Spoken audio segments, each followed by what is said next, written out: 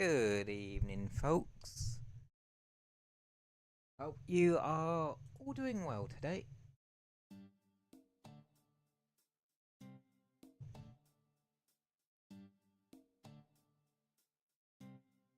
I'm doing good.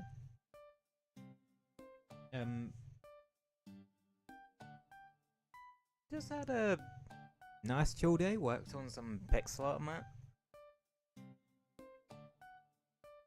for sticking on to Red Belville at a later point. Because I'm trying to give myself quite a few things. Just pick up on there. Like, if I make 6 things, I can plop on 3 this week or 3 the next week or something along those lines. Or, well, every other week or something like that. But yeah, I did that and a bit of job hunting. So, just kind of a usual, Dave. Just kind of a usual. But yeah, as you all know, that this stream was originally meant to be yesterday rather than today. Because, I feel a bit weird when streaming on my sister's birthdays and that sort of thing.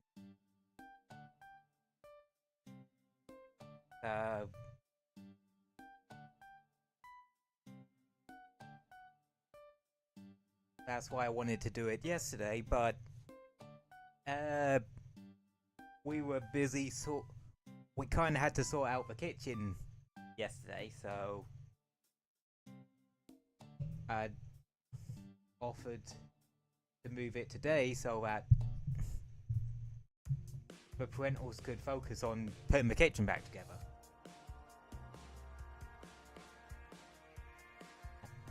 So yeah, in the end we ended up doing a Friday, or a usual stream on a Friday, either way, because how I plopped up on Twitter saying, oh, what should I stream? Ended up Tears of the Kingdom? Age of Calamity anyway. I still haven't, tried replaying through that in my own time yet. Then again, I got a lot of other backlog at the moment way to get through.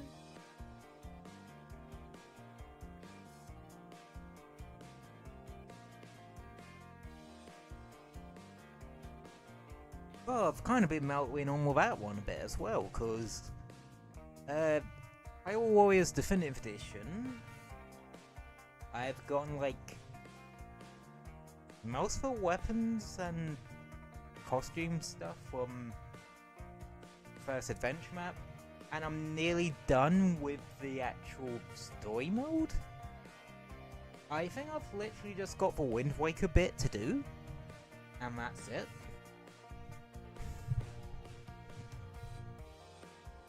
Which, yeah, that's moving along. More progress here and there in Xenoblade Chronicles X Definitive Edition.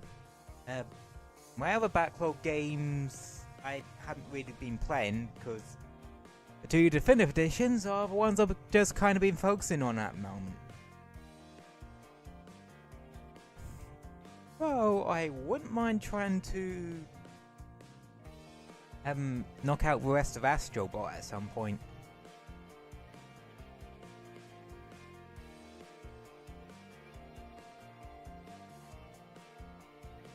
And as for the other ones,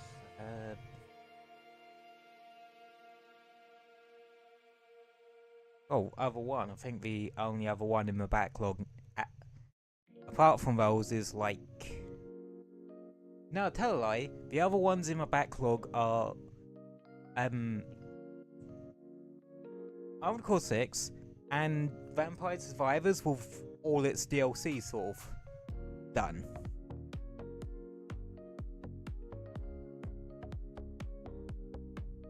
But, well, Vampire Survivors is more getting back to where I was, then going on to the DLC. And hopefully not deciding to start over again at any point. Might do so with AC6, just so I can refresh myself on it.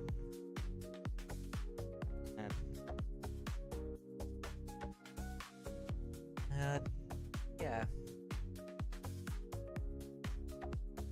I've been working on my backlog, I've been working on the new PNG tuber model.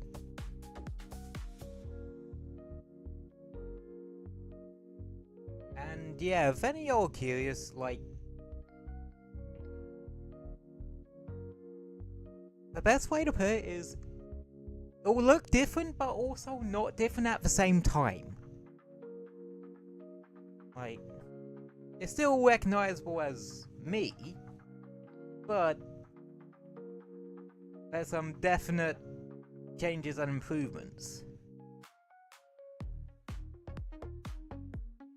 Like, I think the main one I adjusted with it was, like, changed with it was, like, proportions. And such. Especially since my wings are, like, one of the bigger features of my model, I'd say. I kind of wanted to exaggerate that a bit more. But anywho, I'm gonna boot up the game, which will probably take about 2 seconds flat, because we're playing the other Hyrule Warriors game I have on Switch. Hyrule Warriors Age of Calamity. And yeah, Switch games don't take 5 seconds to boot up. Then again, some video games in general just don't take 5 seconds to boot up. Maybe with the exception of Crash Team Racing Nitro Fueled. That one does take a hot minute to boot up on Switch. But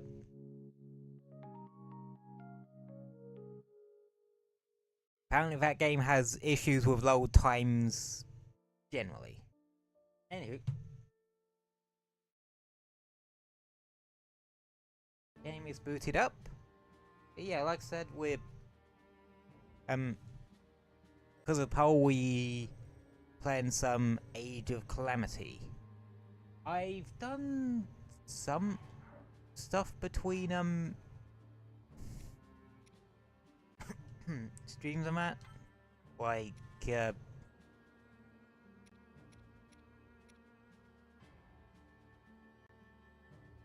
yeah, we're slowly on the road to making Link's flails for most overpowered things in fucking Hyrule. At this point. Show us what you're made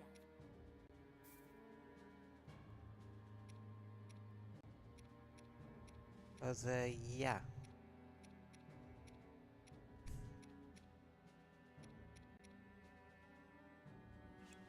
Because I have been doing some DLC stuff, and I've gotten a fair chunk of it cleared. Now, I've looked up about the battle-tested Guardian. It is post-game. Like, you need to beat the story in order to do it. I've nearly gotten the final upgrade for the, for the flails, actually. So I'll make it the base. I think it makes it 65. Ironically where it is now. I'm also nearly there for getting Zelda's DLC weapon.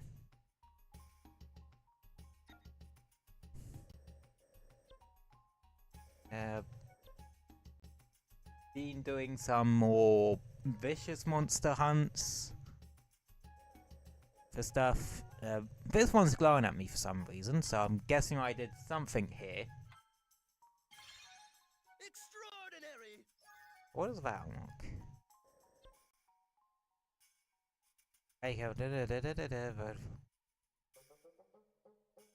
Oh, okay.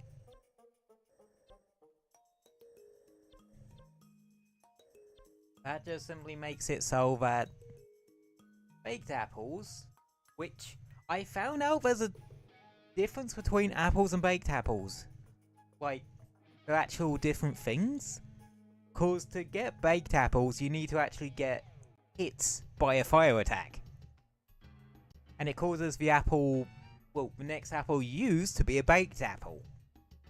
Which, I gotta admit is interesting, but I'd rather just have apples be upgraded to baked apples generally. Oh yeah, and this one, allows you to get new stock added to merchants.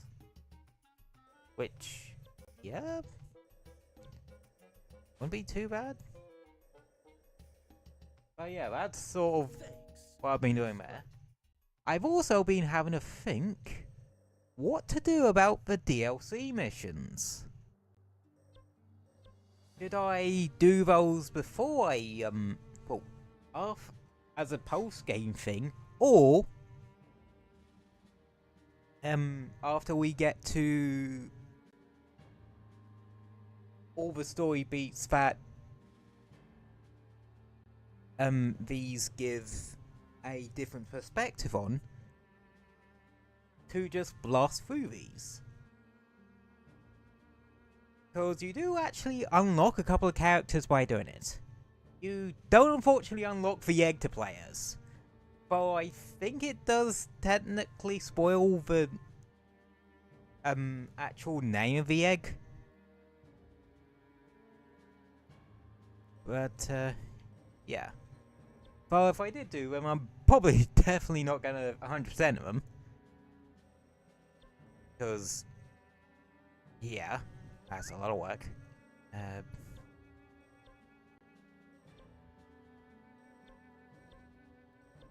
I've also been getting the hang of Sidon a bit. Oh shit, new combo for Mascotia. That's probably his full normal attack string now. Nice. That's bonus hearts. Might as well grab that. Plus 100% rupees, but minus 20% health.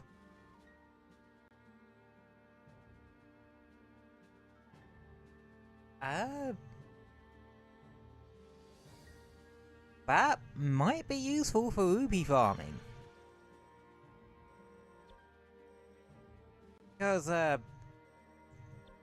yeah, our rupee stash is not looking particularly great. Oh, extra... What's it for Tabor? Looking pretty good, huh? Gain ability to remove all seals.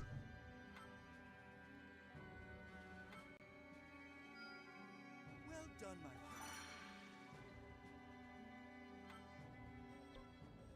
friend. That's good.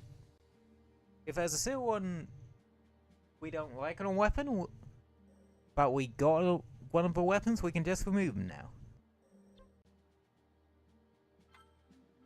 Oh shit. Good stuff.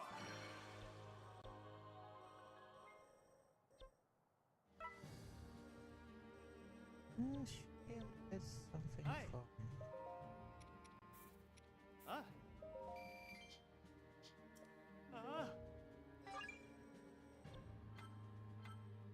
Duke. The next battle's on me.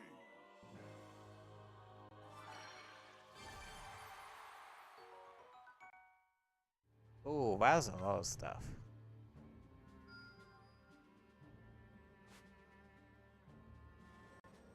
Yeah, reason why we do want to maybe level up Duke. He's a required party member for the next mission. Well, he's the required party member.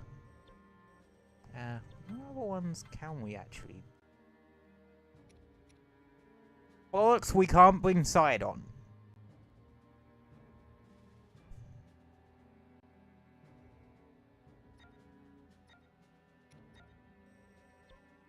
Okay, yeah, I didn't realise that we can't actually bring Sidon to...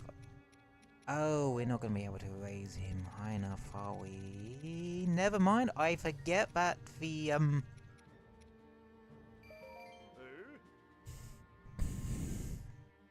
I forget that this isn't like the first Hyrule Warriors. It isn't like stupid expensive to raise your characters via rupees. It's actually stupid cheap too. Problem is, you're gonna run out of rupees pretty quickly. Leave it to me. No matter what, we will see this through. Ooh.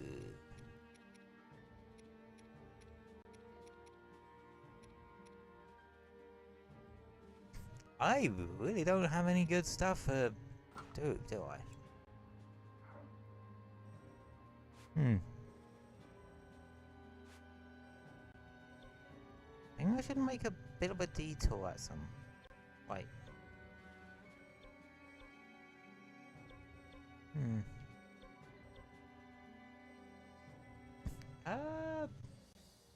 Screw it, I think we'll be fine. Yeah, I think I'm gonna go with Ascotia and... Do I have any better weapons for Hestu? I do. But I also have Tabor. Now see what a Tether. can do. However you want to pronounce it.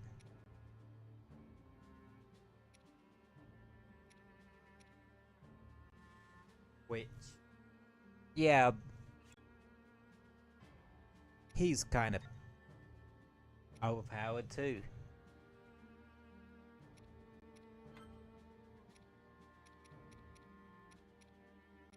Let's see... Good. I'm I'm starving. gonna grab that one.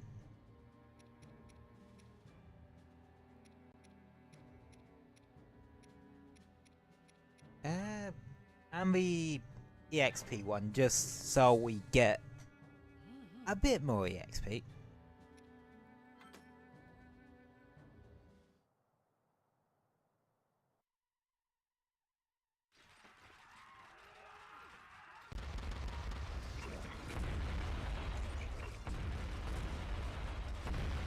Yeah, I think this is actually... We don't stand a I think chance. this is where we actually start seeing Guardians as regular enemies. And it's likely the same for all of Hyrule. And yes, rule 1 of the researcher's code is to never give up. Never get up, never give in. Chances are highly Report! A divine beast from the western waters! See that? What did I tell you? Ooh. With the help of those who had traveled from beyond time, the fated party fought with all of their strength to fend off the unending waves of guardians and monsters. Despite their efforts, Hyrule remained embroiled in a grueling battle. The soldiers stationed within Hyrule Castle fled, seeking refuge in the east, in the impenetrable walls of Oculus Citadel. As guardians swarmed the perimeter, they held out hope and waited for help to arrive. Link and the others hurriedly made their way to the Citadel. Meanwhile, having reclaimed Varuta, Mipha and Sidon faced the enemy directly, forging ahead to the tower. Yeah, this is likely the reason why we can't play as Mipha and Sidon in this mission. Cause, they're currently in the Divine Beast.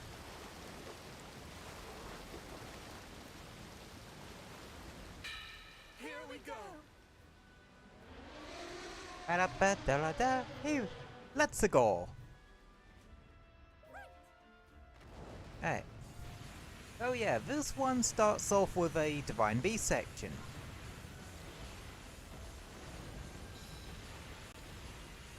Oh, okay. It's when you do the second mission with that divine beast. That's when you get the HP increase. Okay. Right, you have split pathways. The more dangerous route, that's quicker. Or the easier route, that's a bit longer.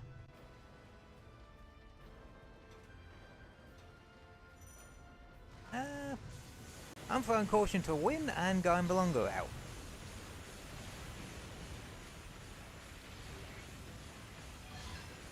Firstly, because our attacks actually freeze everything.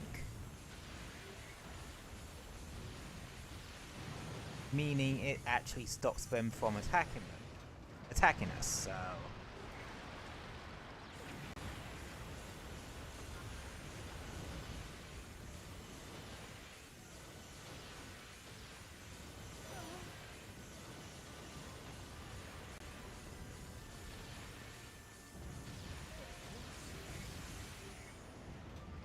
Yep.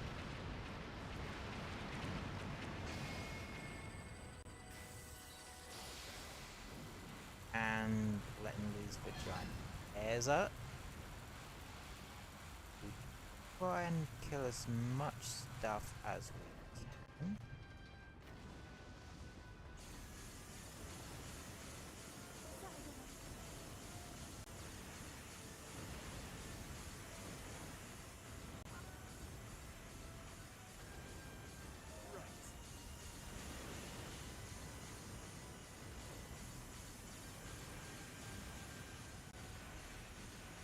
You know, this is one thing I always found interesting about this timeline compared to other Zelda timelines. The different races are more unified than they would typically be.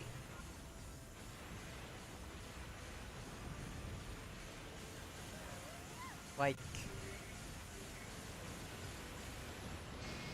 whereas in other Zelda timelines, Azora probably wouldn't give a crap what happened to the rest of Hyrule.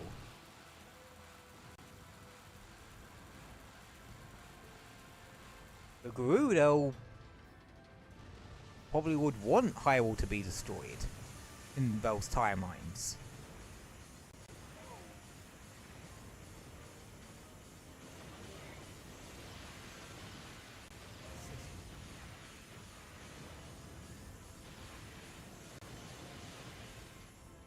Get.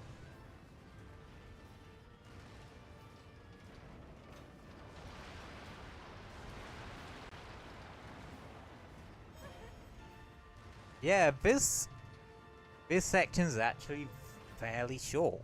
But of course.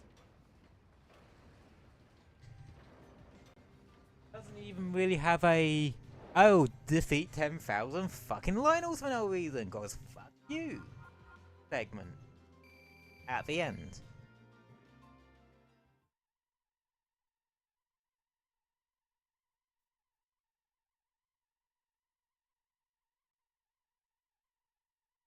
But now we go to the ground.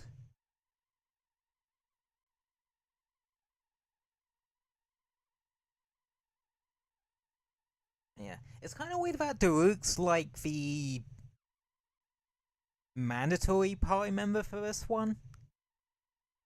You think it would be like, well, B-side on all Mifa.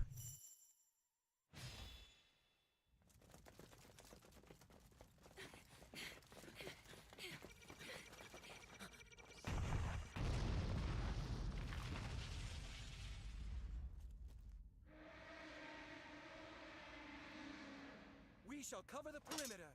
And we'll join you as soon as we can. Okay. How low did we have probably had to shout to say that? Like, that's some distance between them and Zelda. Right. So we must have yelled out the top of your lungs or something. To fight beside you. I'm so proud of the Zora you've become. Remember that. I will. God damn it, I fucking love Sidon. Like, Now it's time to focus I was literally watching a video earlier, trying to Of course, sister. get a better grasp on his moveset.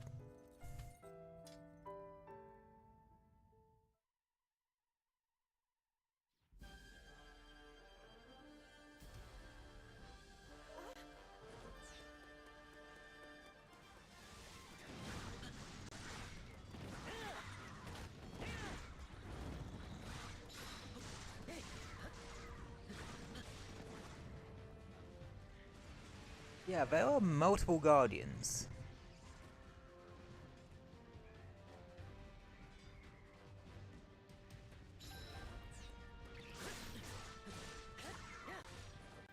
Why is Mazkosha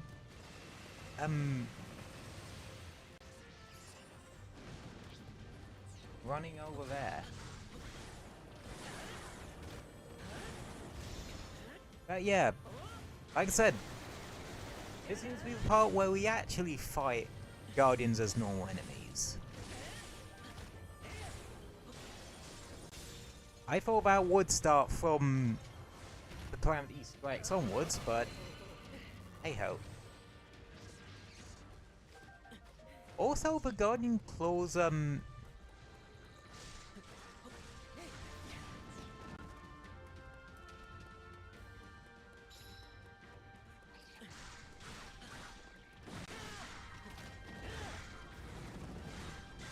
material you need for DLC bits.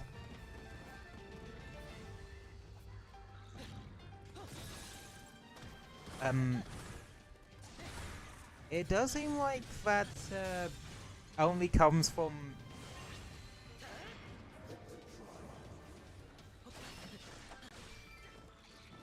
the what's it? The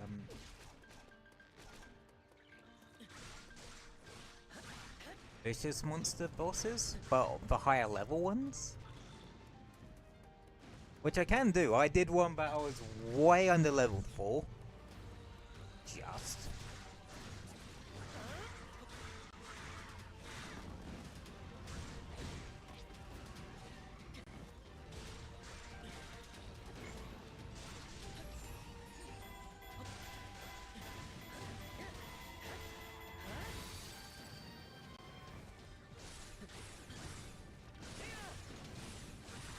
I kind of like how the music is actually weirdly hopeful here.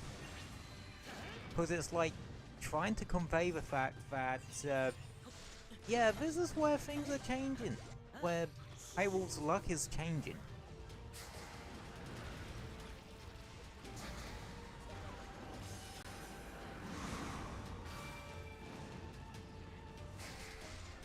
Oh, I didn't even realize Zelda came with us. In this direction.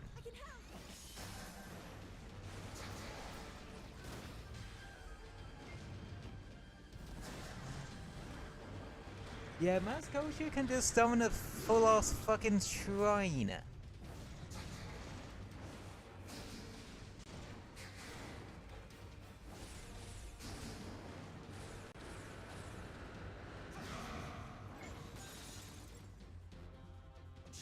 Ionis?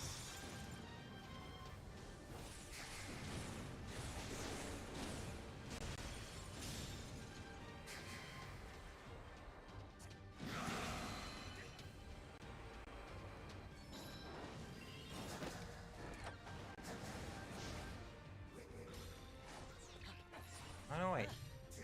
Okay, Tavor's over there.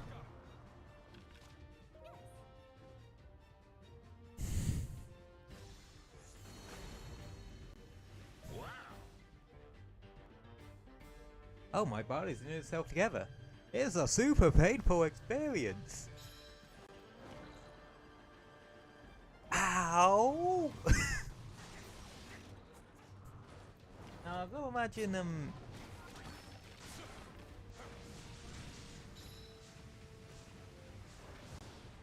having your character, having your body magically knit itself back together.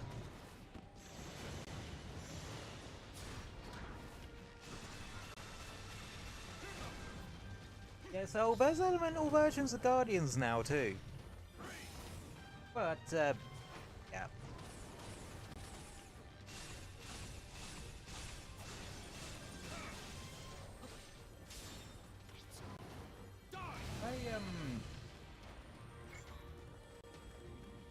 Yeah, that's the thing with,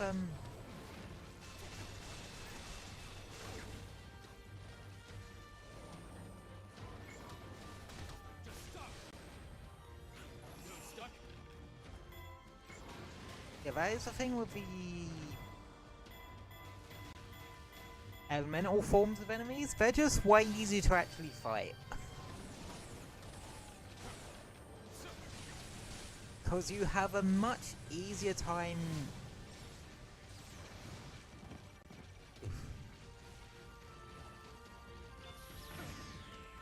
Yeah, when it does that, you're better off just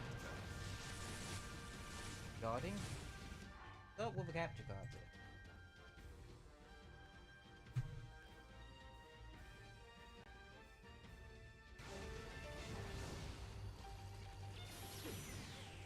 Is misbehaving.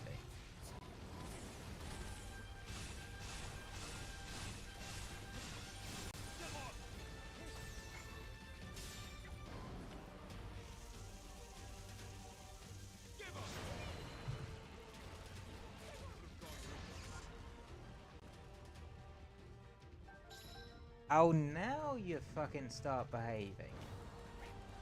Oh, it's still tearing a little bit.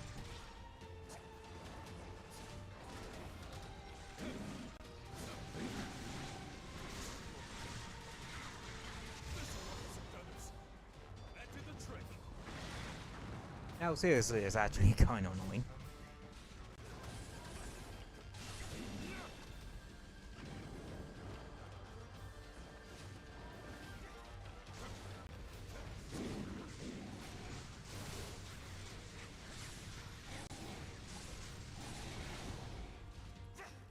Hang on, give me a sec, I'll see if I can sort that.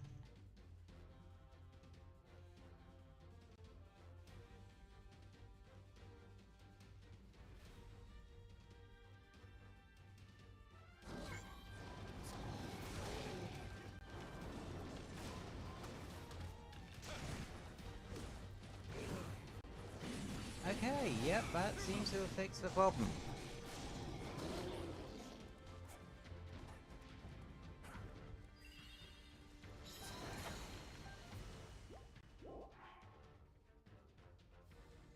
Yep, definitely looks like that actually fixed the problem. I have to remember that actually. When it is doing green tear like that, to just go into the source, deactivate it, and then reactivate it. And that'll solve the problem.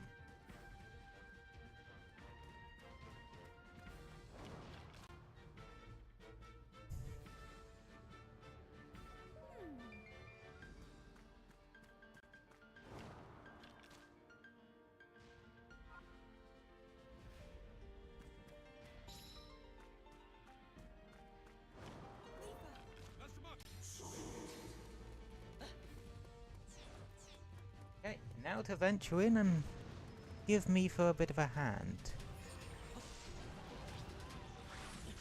That's just a Wizrobe.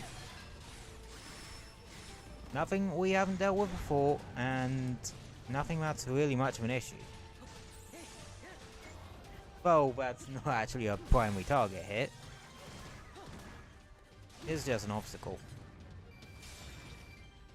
So I'm wondering if the next thing we're fighting is a Ice Guardian or something. Because they like to put these fuckers in maps where you're gonna need the rods for. They're actually fairly smart like that. Can I have your car can be strand times?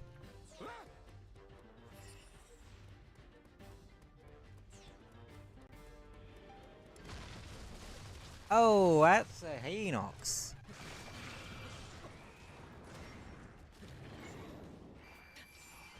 That's a Hinox.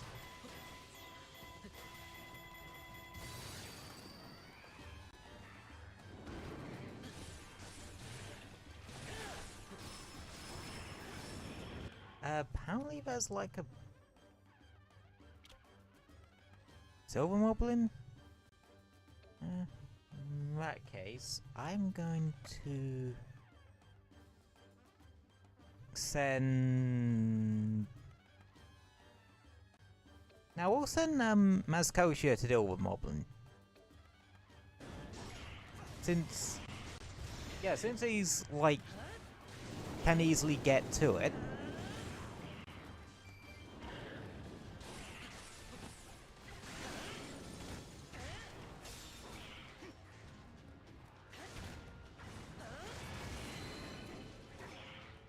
You've seen one Hinox, you've seen them all. Except Stalnoxes, they kind of do stuff a bit differently.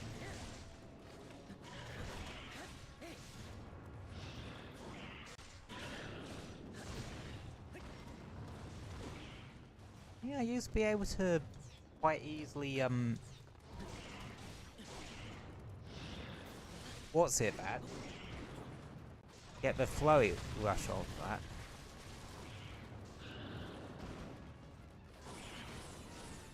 Oh, okay. I forgot about that attack. I think that's one of the few times I've seen that attack. Or even took a note of it. You never know of me.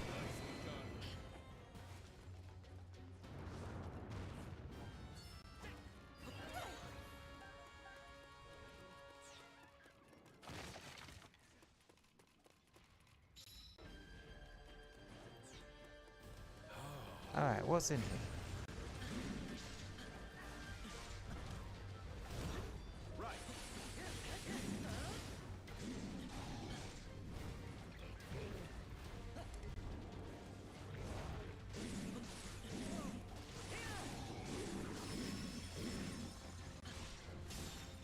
Ah, there are now going to be a ton of Guardians going our way, so I might have Tabor back, double back,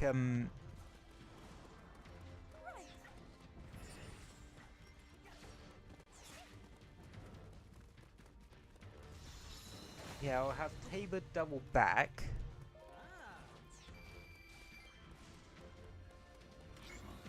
Ice Moblin.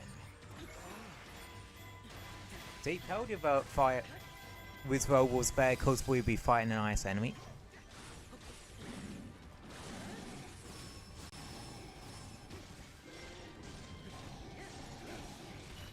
Would help if I remembered about the unique mechanic of the Guardian Flails? Just saying.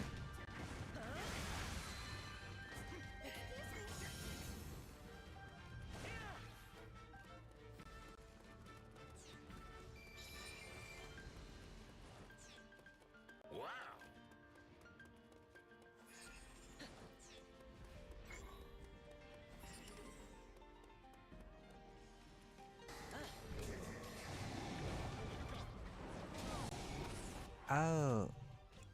Maybe he's supposed to be there dealing with a Guardian.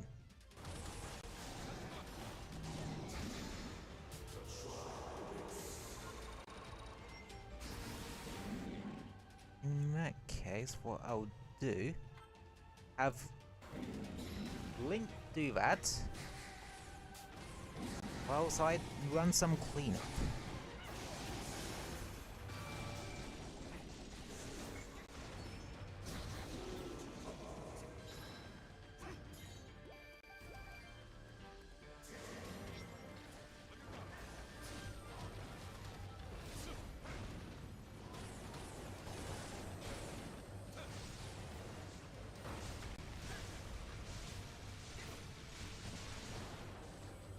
Okay. Did you see the poor bastard try to back Tabor there? It just couldn't.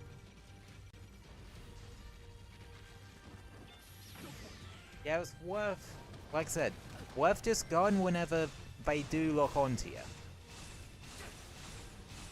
Because, yeah, your guard will break, but it's better than getting blown up.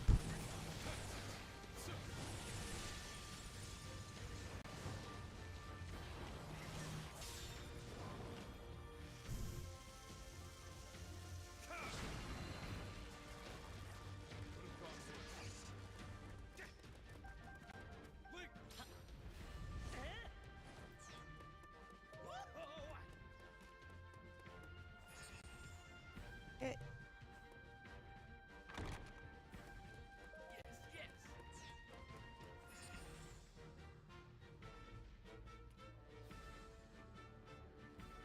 Right, there is going to be something coming through the ceiling. Oh! Okay. This is the first taste of a new enemy subtype. The Malice subtype.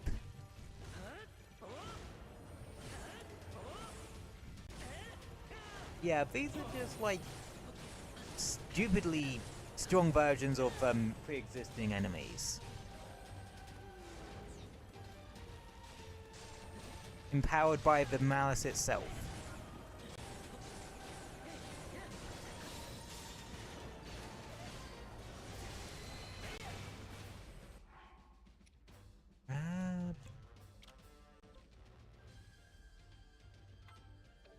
Now, Tabor, I'm gonna have you stationed up front.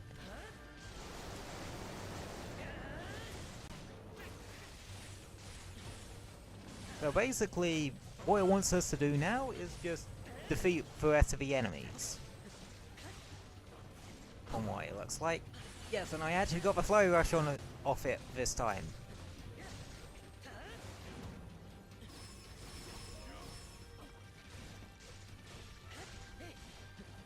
I forgot about Daruk. Honestly. Yeah, I just straight up forgot about him. Oh, I just realised how low in health I actually am. Whoops.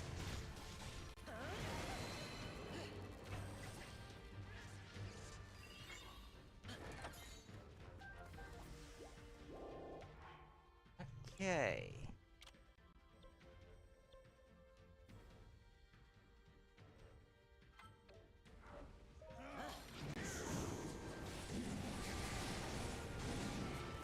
Oh, there are 2 silver moblins here.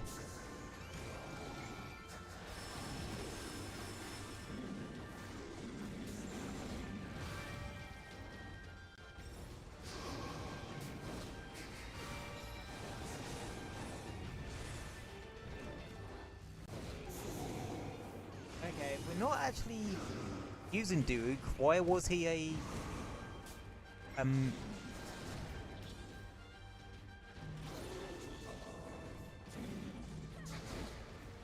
Hang on. Hang on. What just happened there? Did the magnesis counter to 1 silver moblin end up killing the other silver moblin? Okay then. Well, that happened.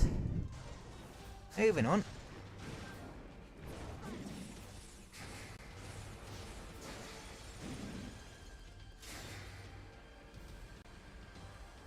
Hammer.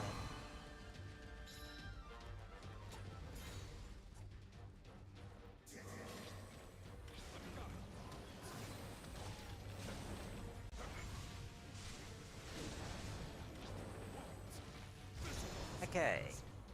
That did the trick.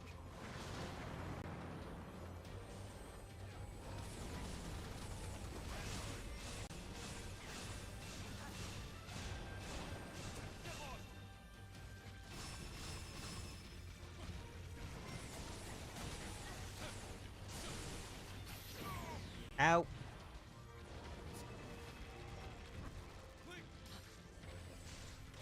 There we go.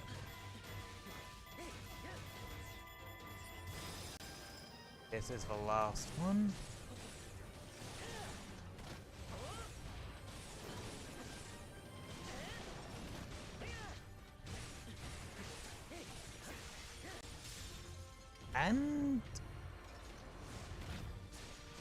Boosh.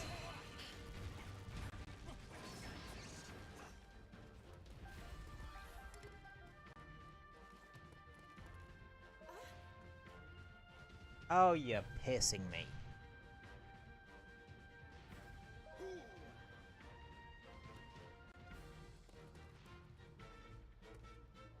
Oh, that works too.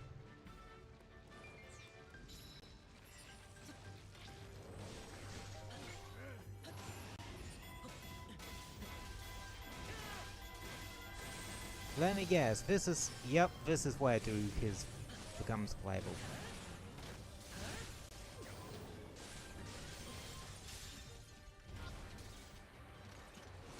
Okay, in that case...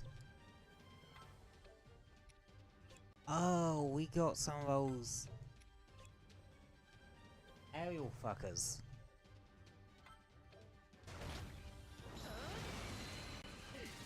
We got the really annoying ones over there.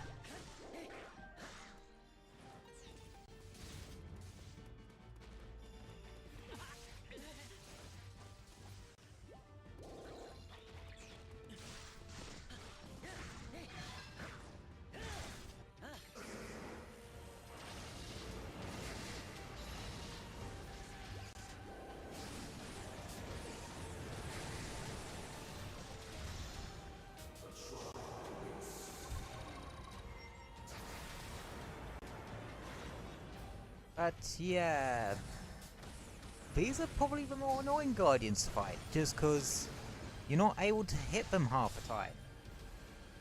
Because they're in the floating air.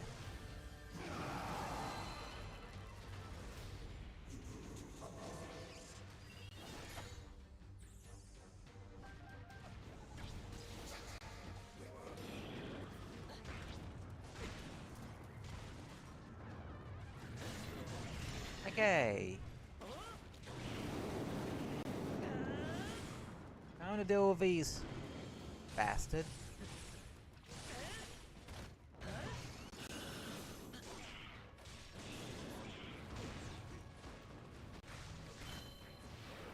A spear, that works for me. As for your weak point damage, you love free weak point damage.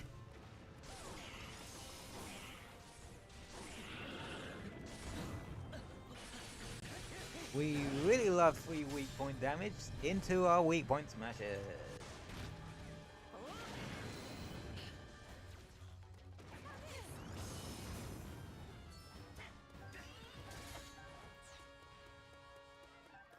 An electric Enox. Fun.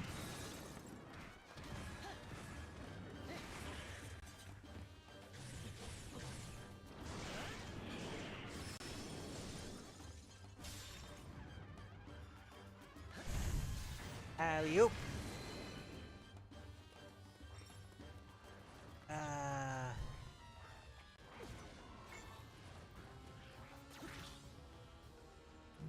Woohoo.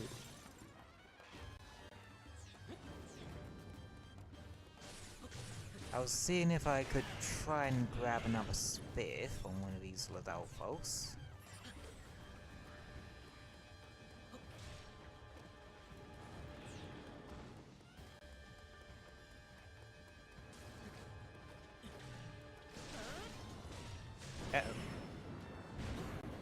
Ah, Fly Rush.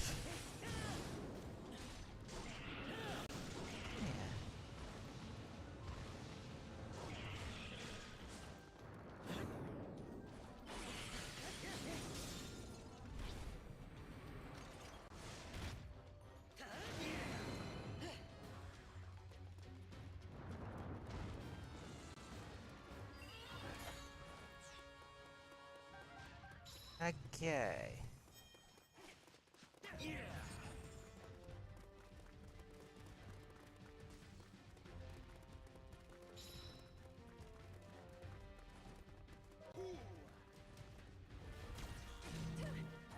And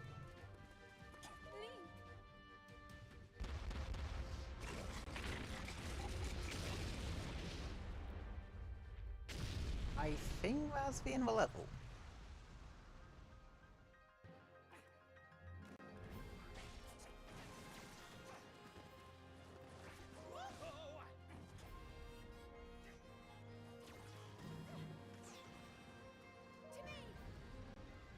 Oh no, wait, we actually have to go down and fight them.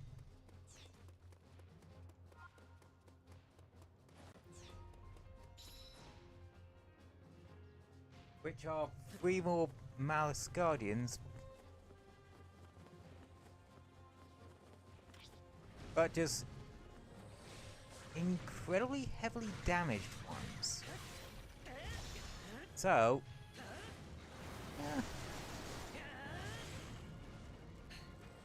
as one of them's down already. Yeah, we can just have Link clean up here.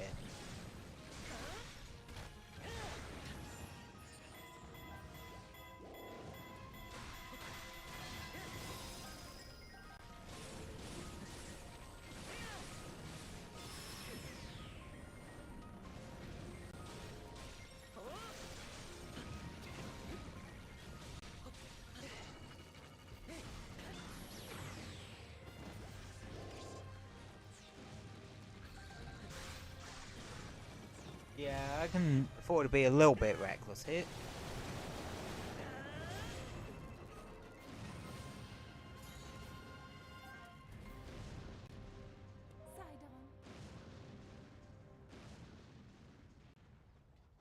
And yep, that's the end of the level, because the enemies are getting themselves and running off. Yeah, that's something I have sort of noticed when a level ends. Any remaining enemies just run off. Whereas in the first one, they just vanish. They just dissipate into the ether.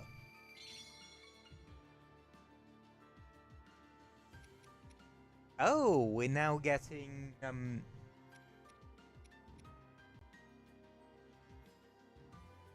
ancient weapons. Well, I think these are actually maybe Link's level 3 weapons. Some of them. Broken Bow. These are Tabor's level 3 weapons. Boulder Breaker is Daruk's one. Oh yeah, firewood. Thing for the cooked apples.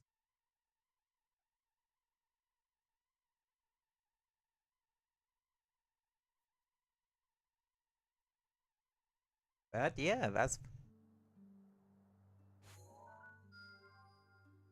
Oh, okay, it just spits us out here.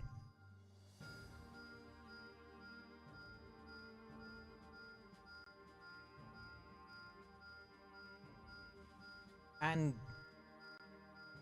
crap, crackets, that's a lot of,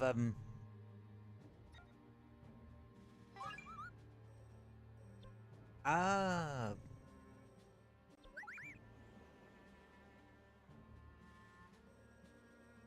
Yeah. I think when it says, oh, memories of battles past, I think that means,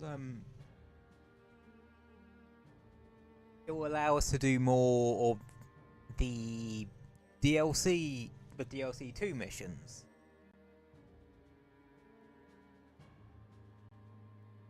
Because DLC 1 is this whole checklist of tasks. DLC 2 is these missions.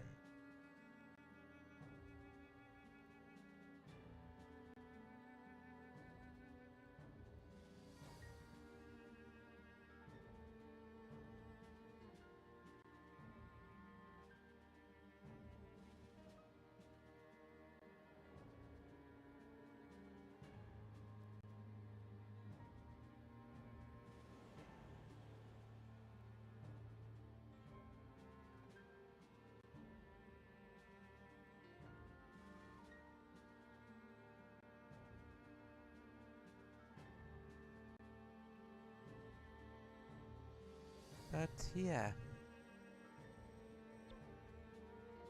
Ah.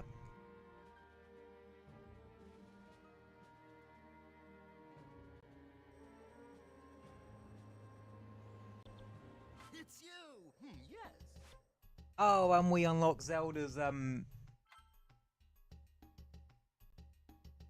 what's it? Not bad. just before her next big mission.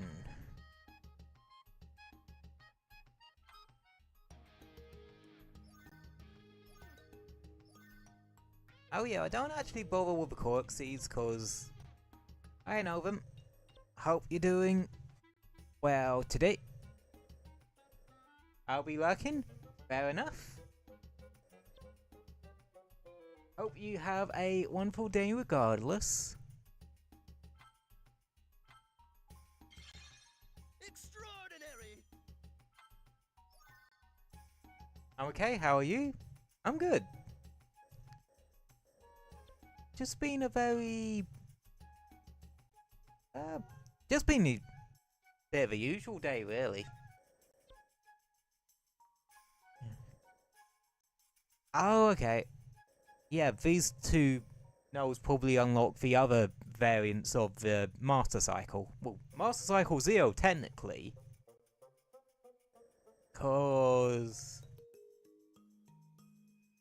I always found the whole thing around the Master Cycle actually very interesting. Cause...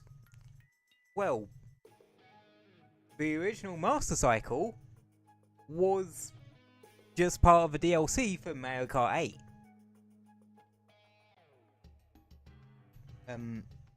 As it was the vehicle that came with the Zelda pack. The Zelda half of the DLC for the OG Mario Kart 8. And you'd thought, oh, it's just a silly little thing for a spin-off or something like that. But then, obviously, they put it into the DLC of Breath of Master Cycle 0 into the Breath of the Wild DLC. And that probably raised a couple of eyebrows. And when Mario Kart 8 Deluxe came round, not only did Link, because he was a playable character in the Zelda DLC, for Mario Kart 8, but in Mario Kart 8 Deluxe, he got his Breath of the Wild look, along with the Master Cycle 0, with its wheels, and the glider as a glider.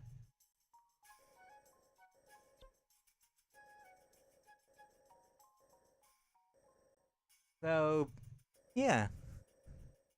So here's a wee lesson for y'all. Thanks. Yeah. Yes, quite. Should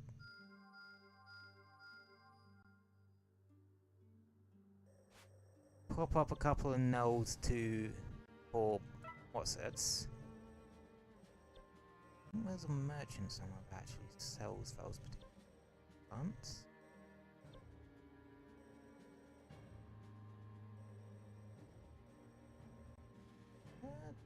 Don't look like it.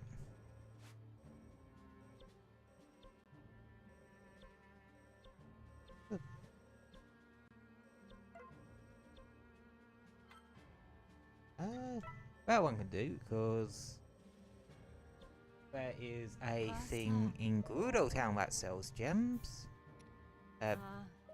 Only one at a time, though.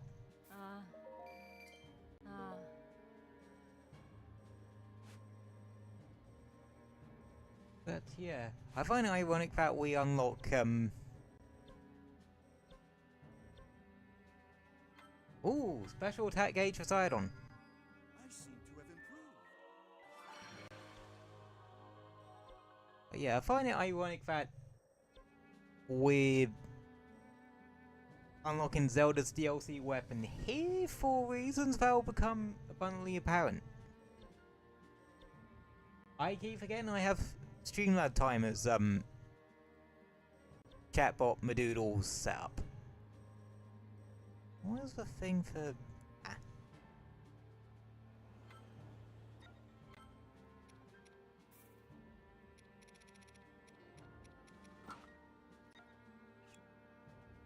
Yeah, because you can't use that particular outfit with the Master Cycle.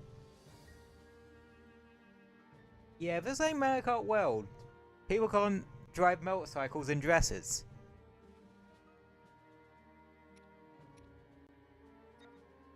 Yeah, I wanna do this because I can't remember how the fuck to use this. Oh, I don't think I've ever used this weapon before. So, this is gonna be a bit of a learning experience.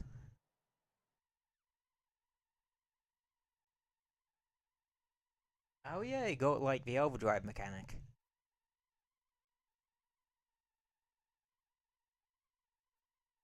But yeah, apparently like this weapon's pretty damn good.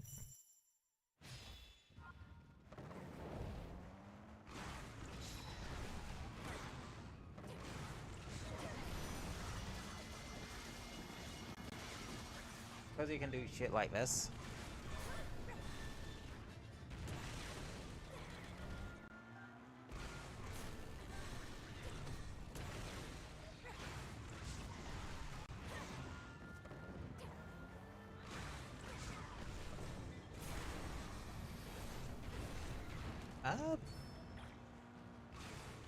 Honestly, what it feels like, what it reminds me of is two of Link's weapons from the first Hyrule Warriors.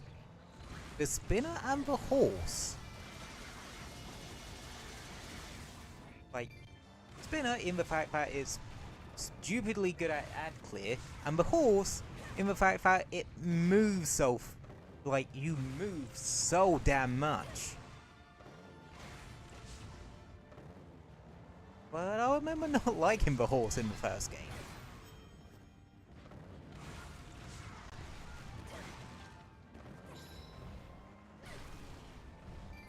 But this feels like a more controllable version of that for some reason.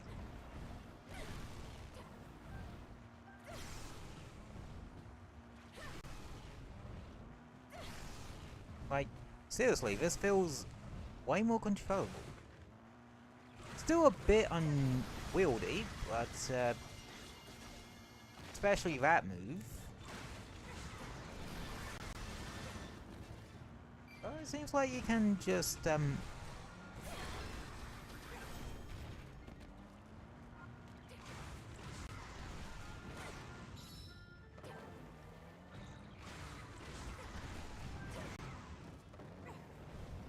through it pretty quickly.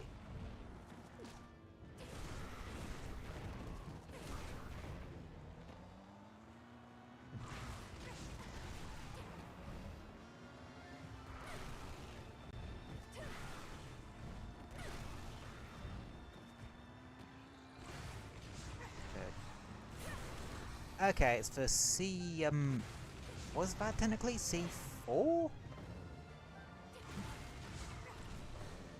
Yeah, technically the C4. Because it's the actual button that initializes the combo is the fourth button you press.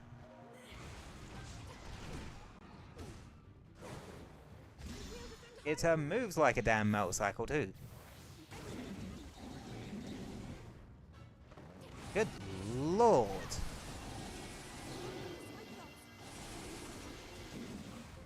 Guardian attacks do tend to be somewhat good for treading weak point gauges.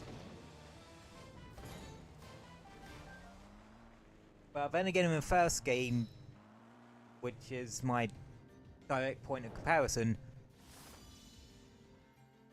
yeah, a lot of most hit attacks can just shred weak point gauges.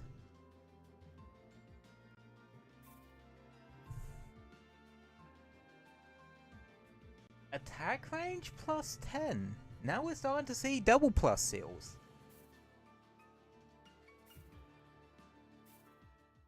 Oh, okay. There's now... we now see Master Cycle related...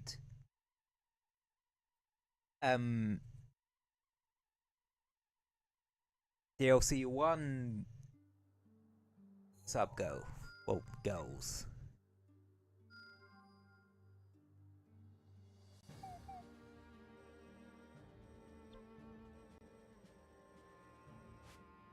Varsak. I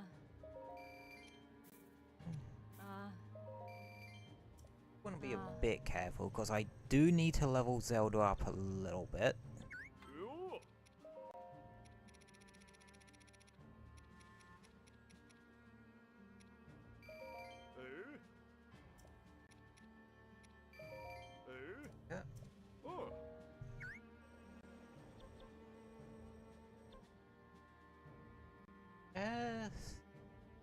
47. I think she'll be fine at 46. And I'm going to have the third character be Sidon, because we didn't get to play as him last time.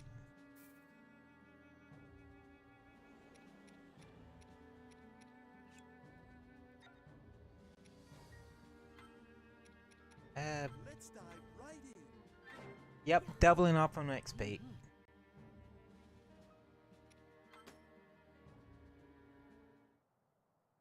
Alrighty. Working together, they successfully recaptured the Citadel. Shortly thereafter, they found Robbie, who had barely escaped from the laboratory after the Yiga clan infiltrated its walls. Oh yeah, I forgot about that. The party soon learned from Robbie that Pura had also escaped the laboratory, making her way to Fort Hateno in Decluda. So, Fort Hateno. This is actually quite an important point in Breath of the Wild. Well, from what I know about Breath of the Wild, I played Tears of the Kingdom, but not Breath of the Wild. I played this, but not Breath of the Wild.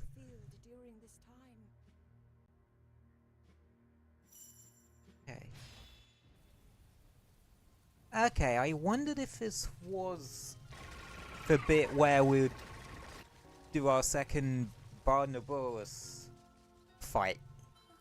This is like a nightmare.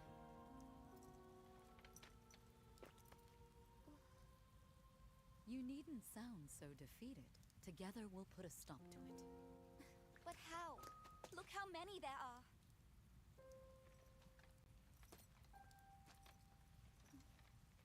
I would likely have died if it wasn't for your courage. But I'm still here, and Naboris still has its pilot. I'd wager nothing can stop us. We will triumph. Exactly.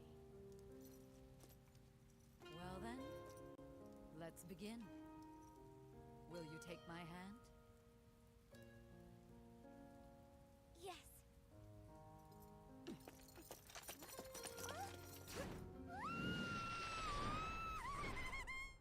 Yep, I literally just jumped down into the cockpit. Or whatever counts as a cockpit. Cockpit on that thing. On that app. So yeah, Barnabas. We know how this thing works.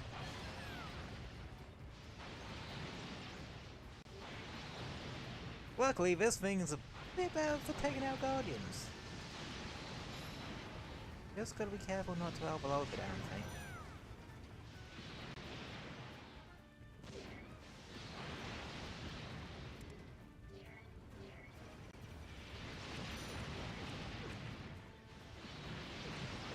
Okay, not trying to defend a particular. Oh, someone tells me intercepts actually going to become very useful.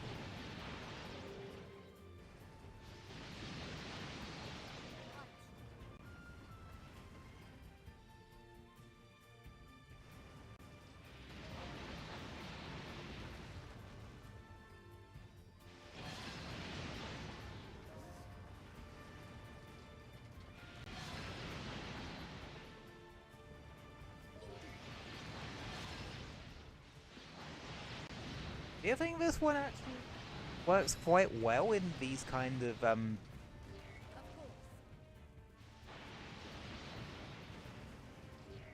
open build environments?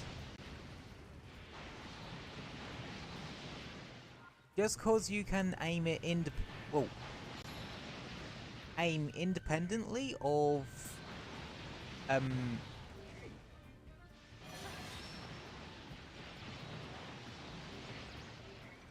the actual divine beast itself. You don't have to turn around to aim. And we need to destroy a lot of enemies. 30,000.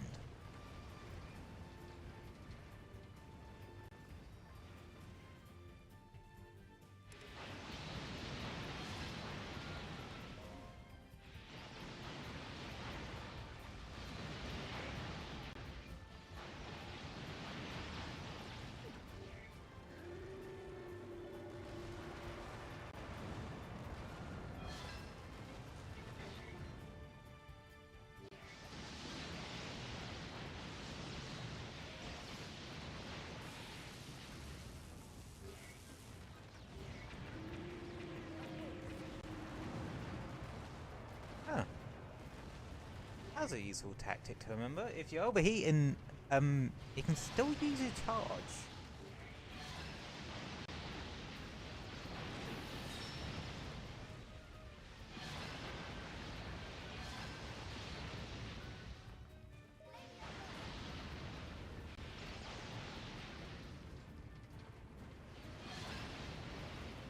Something tells me half of this is just Riju gushing over Balsa a bit.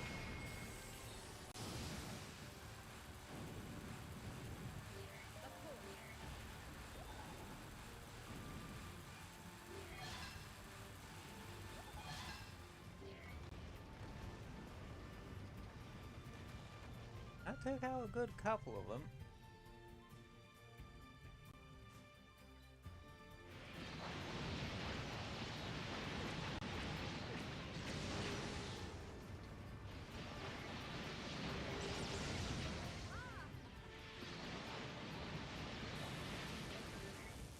Oh, only thing to note, you can't use intercept if you're overheating or whatever.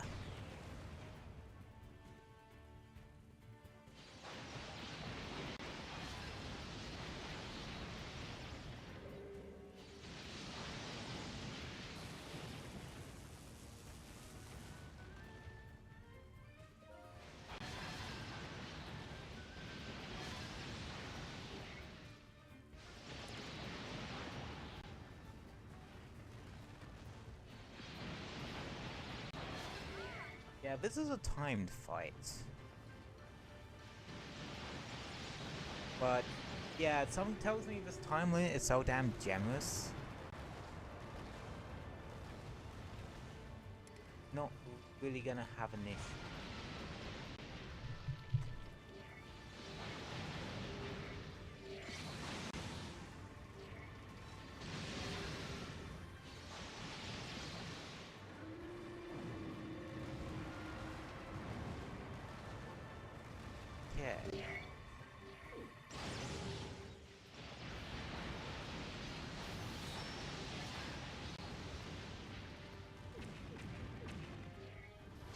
Okay, this should probably finish things off.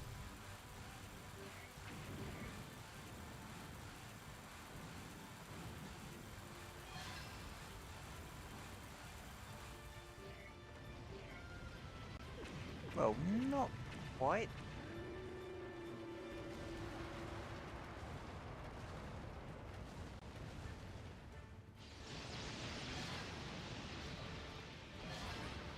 There we go.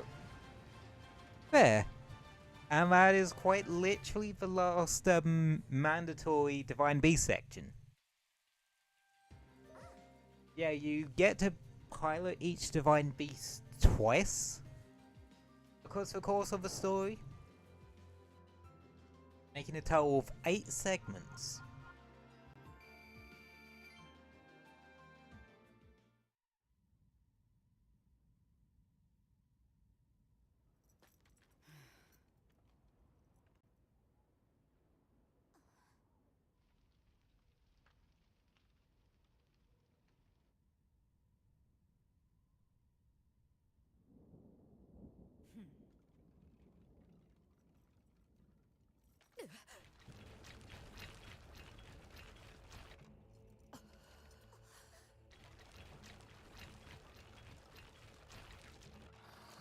And now you got skeletal ones.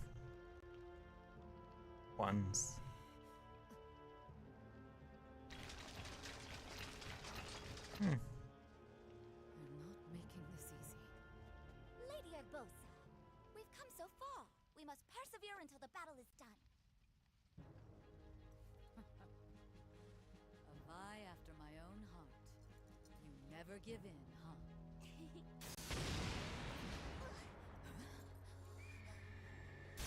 Well, luckily, it seems like they're all coalescing in one place now.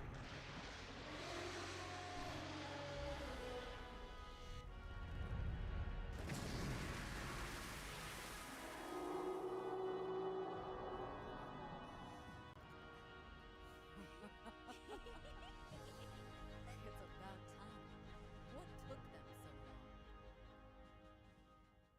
And now we go to the ground combat section. Urbosa and Riju took control of Varnaboris, working to stem the never-ending flow of Guardians.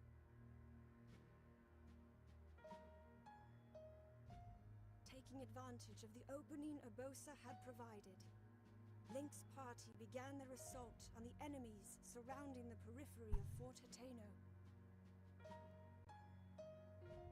Hey, Fort Hateno, a keep located on the road connecting Central Hyrule and the Necluda region. It's more of a deliberate stone pile than a keep. Oh no, cutscene, just thrown us straightly in.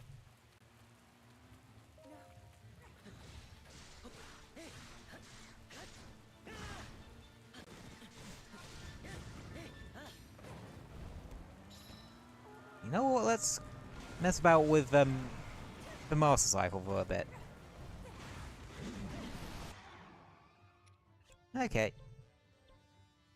I want us to do what we did at Kala Citadel and get... Oh fuck, there's Lionel's MS1.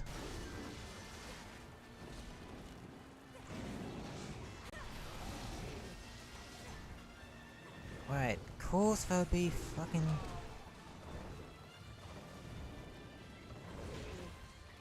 Ow.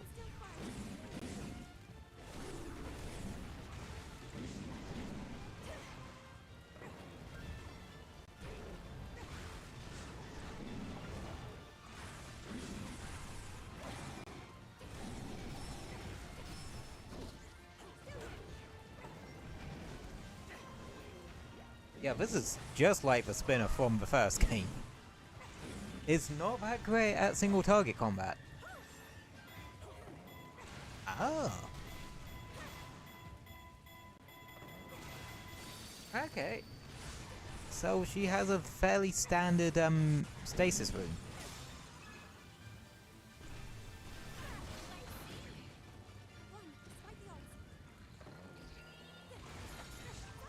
Right. Right on.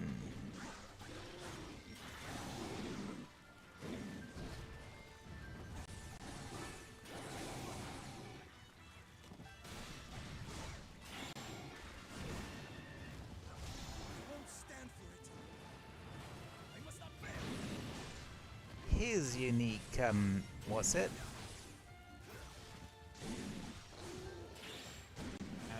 Went over last stream is literally you have to press the special attack button at the last time. How the fuck did Zelda get over here so quickly? Like, why the hell isn't Link over there? Okay, so what I could do is have them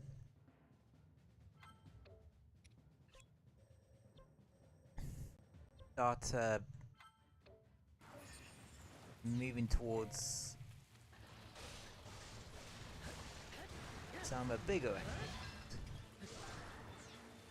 And the other big enemies. Yeah, that is a line. Though, luckily it's a elemental one. Meaning we can just ice rod it to death.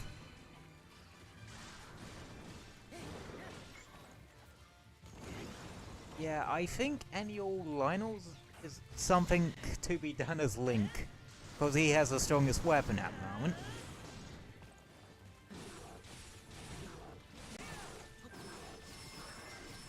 Though, no advantage for this one. Okay. The bake apple thing comes into effect there.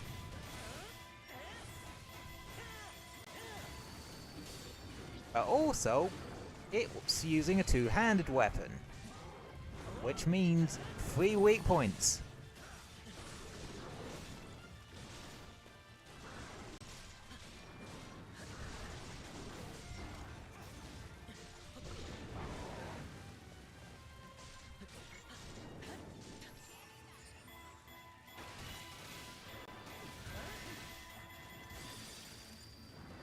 Which, yeah, 3 weak points makes my life a hell of a lot easier. And I always appreciate when the game makes my life easier when it comes to Lionels. I do not know how much health that just took off Link, but I don't want to think too hard about that. Oh no way, all my apples on Link are now baked.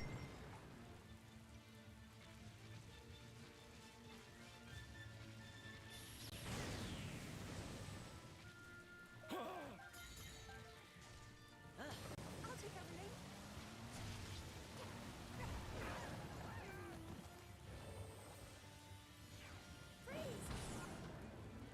Right,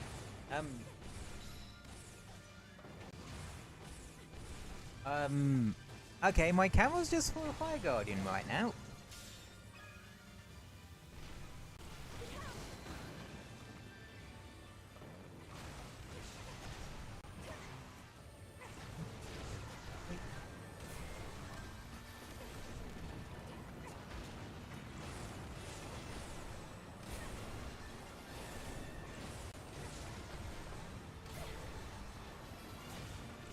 That's literally the best fucking move I have with Zelda right now. That and the, special attack. Special attacks are not normally this damn, crazy. Well, they weren't in the first game, despite being more flashy.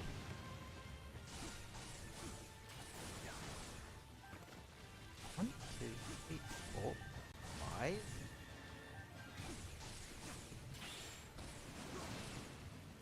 Aha, I actually got the, what's it to go.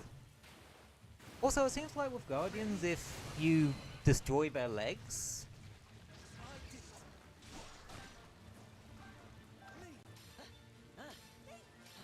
Right, I am going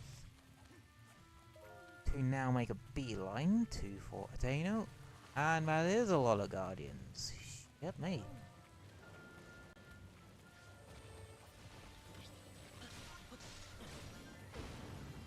That was they should probably be dealt with. Okay, so I'm gonna pull my resources and have them distract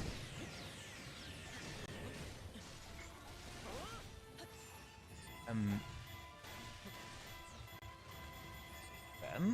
so I can deal with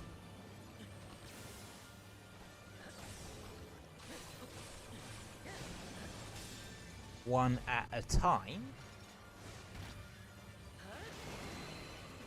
Luckily, all it takes to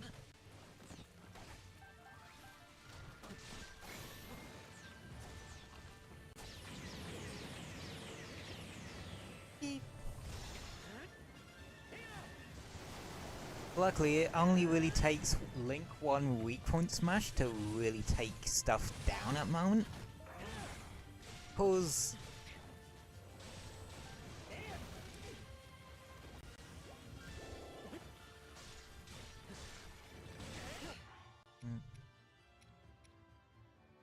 in that case, I will send Zelda over there to help.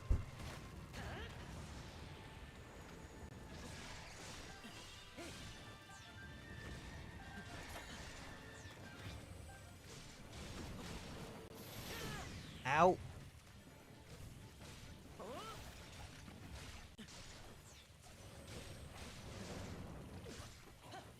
See what I mean about these ones being annoying to deal with?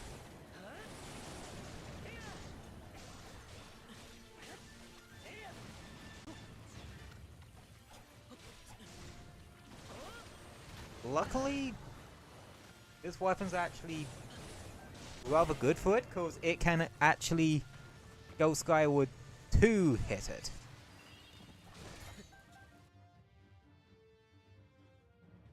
Oh shit, yeah, I forgot about that with this mission.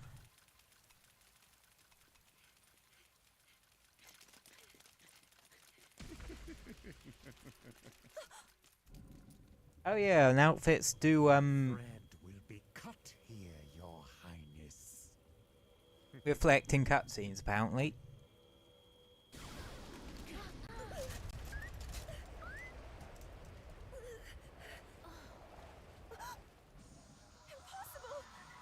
And yeah, the Blight Cannons are back.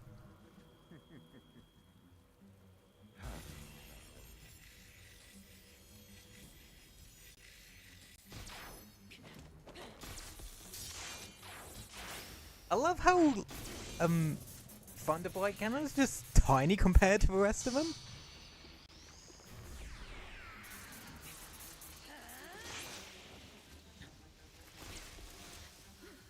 Princess, come with me. We can't leave him.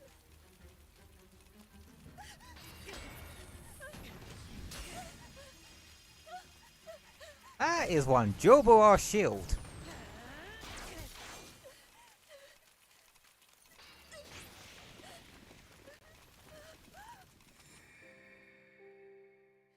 I must act.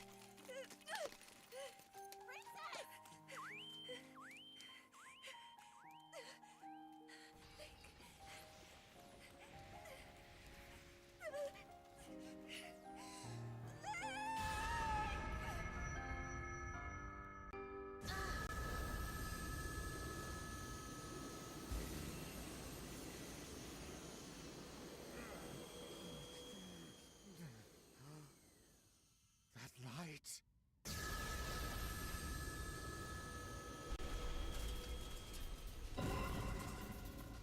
And yeah, much like in the Breath of the Wild timeline, Port Hateno is where Zelda's power finally awakens.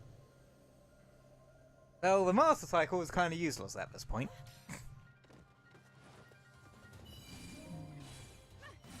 Yeah, say hello to Zelda's second base gameplay style.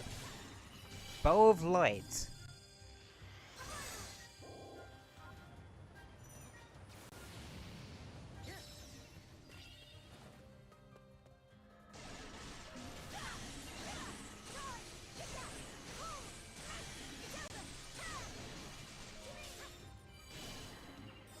And yeah, if you played Zelda,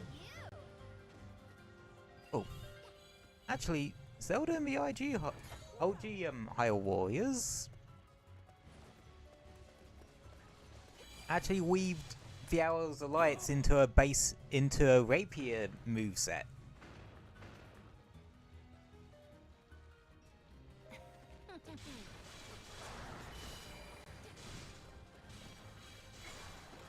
Okay.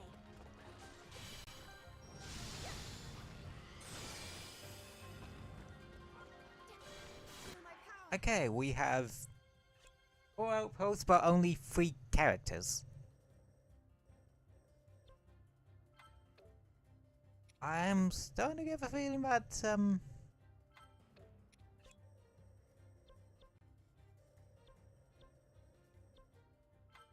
actually, I hope Link go to this one because it's got one of the Flyboys.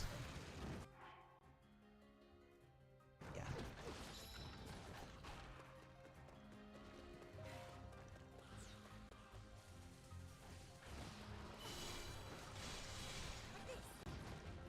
And now we're seeing Style of Zalfos, I think they're called.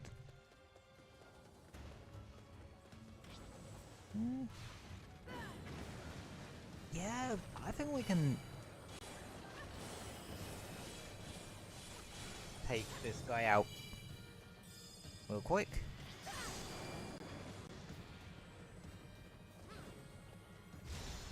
I don't know what light ring around the enemy means, but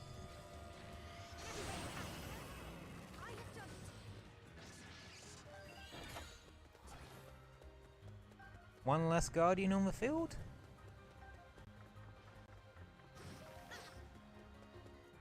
And where do I have Sidon going to? I might as well have Sidon go up here and have Zelda deal with both these bottom ones.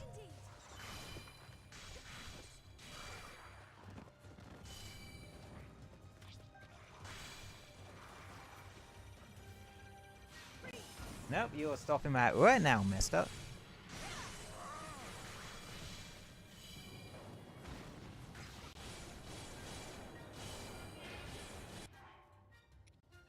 Oh, shit. I forgot about that captain.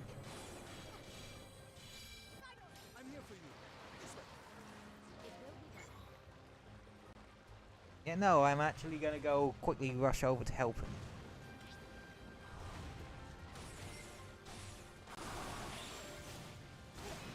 Bigger fish.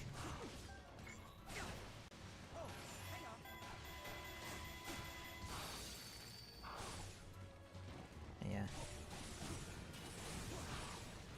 One mechanic that I would have that I quite liked in the first game was a rescue mechanic, where if a ally was in the endangered of being defeated state, you could have a the character you're currently controlling go up to them and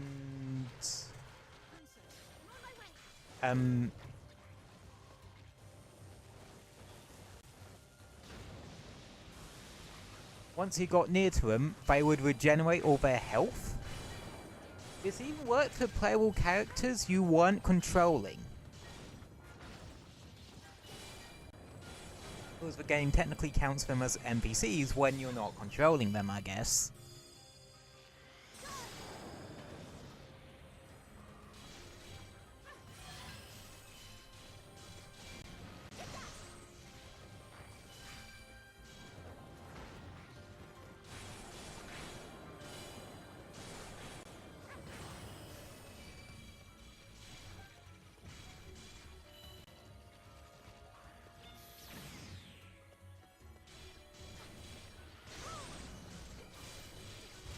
Okay.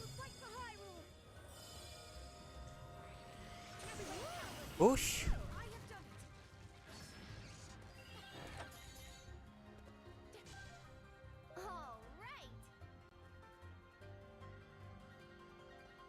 Yeah, I think this is a fairly lengthy mission if I were. 3 devices left to secure.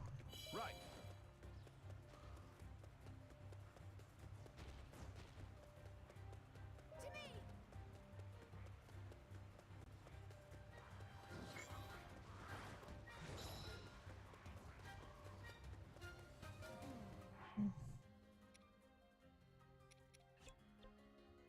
Actually, what I'm gonna do.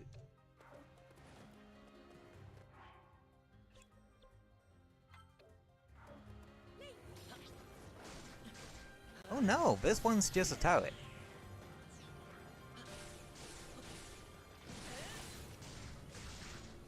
Okay. I just confused myself because it has the same head as the flying ones. So it's probably a flying one that got grounded. Oh, there's 2 of them in here.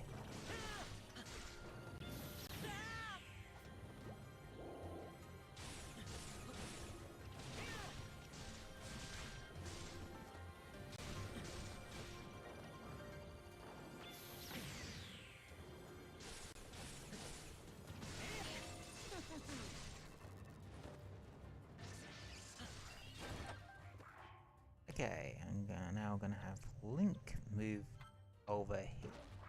Whilst we go back to Zelda to deal with this one.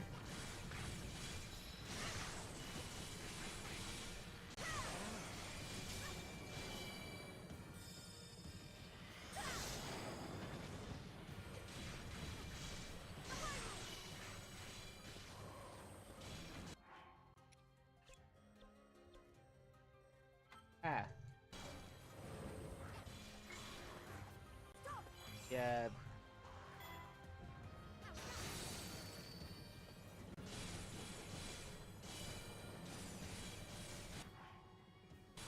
Okay.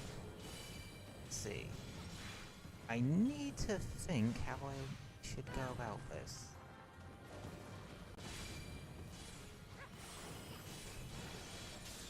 Because that's the thing about the Hyrule Warriors games. You do need to figure out what happy characters do next. That's a Lionel.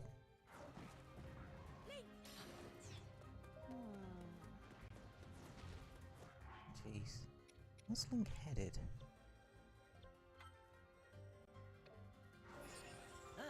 I've got this one.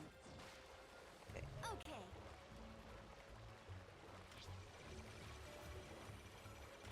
In that case...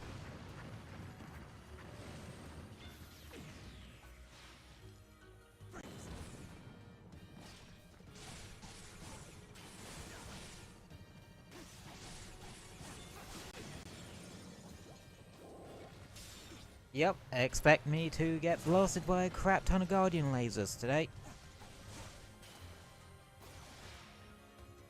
Wait. Hang on, is it raining?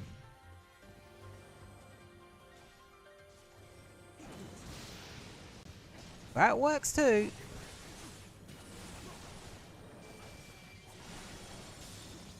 That works too.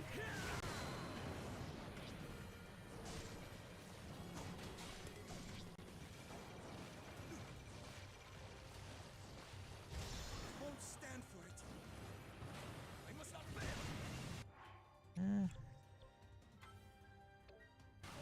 Yeah, what I'll do...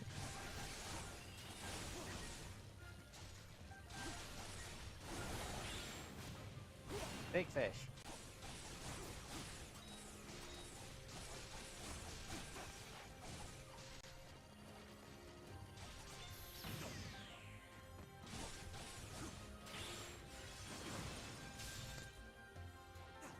Okay.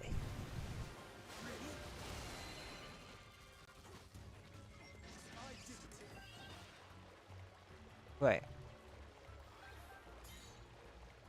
I am going to make a move back towards the fort because I am not leaving that. Whoa, there was a Lionel in there, and I'm not happy with that. I am that, so.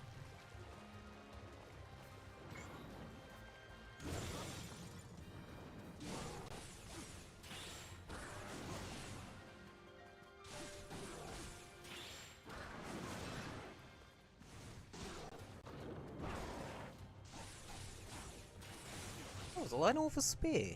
I don't think we've seen one of these yet.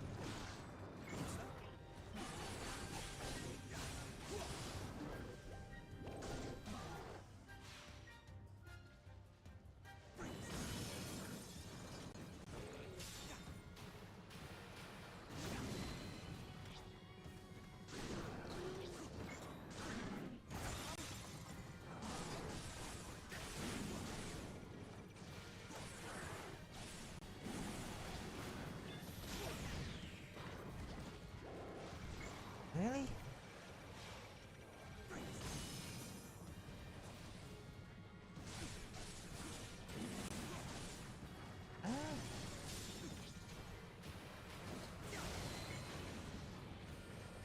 Really?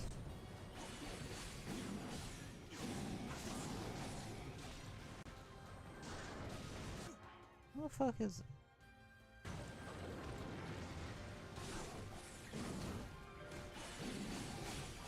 How much shit is in this place?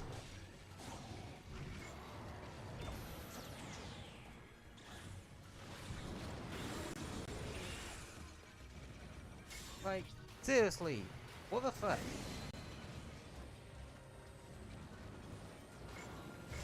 Won't stand for it. I must not fail.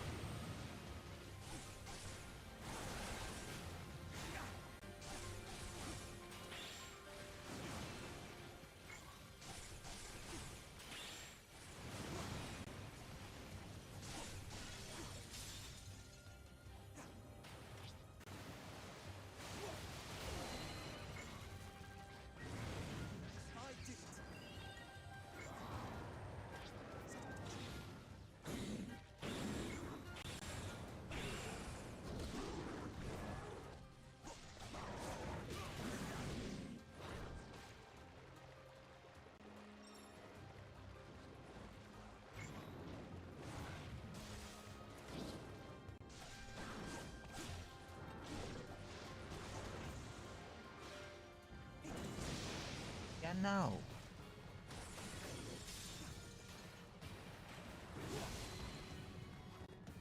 I did it.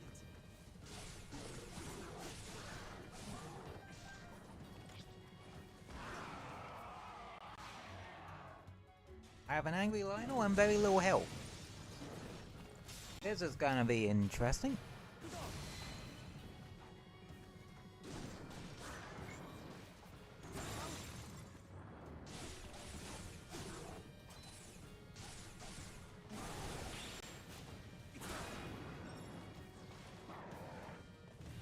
I'm out of firewood. But I do. Whoa. I'm out of lightning rod, but I still have some fire rod.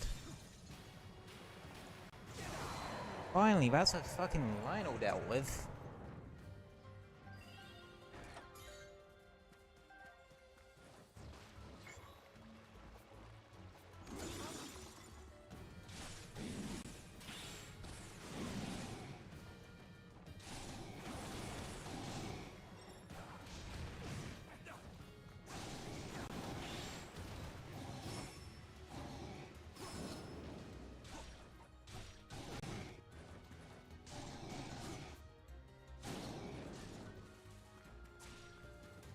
I am out of resources and low on health.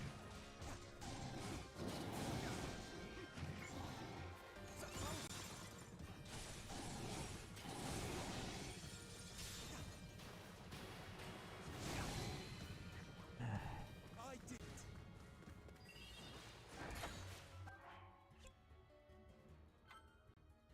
Yeah, no. Sidon, you're staying in. Oh, that now gives Link 0 resources to work with.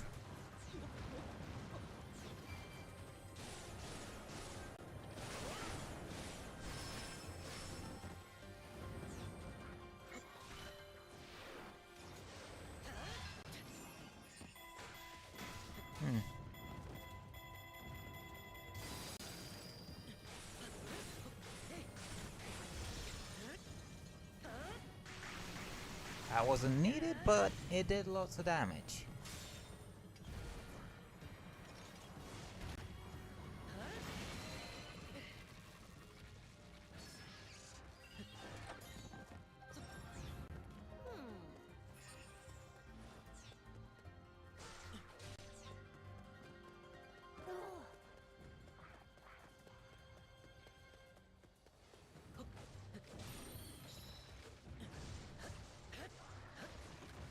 Let me guess, something is gonna try to attack her.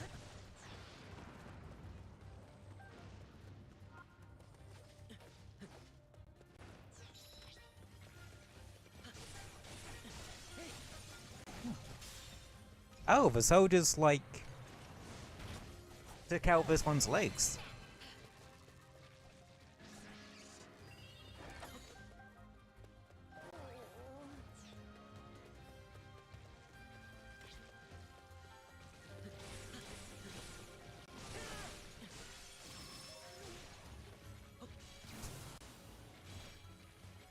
Okay.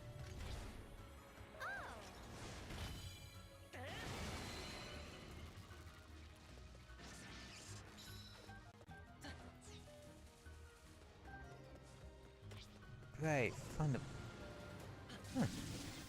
Oh, we can find the Blight Ganon. Oh, hey.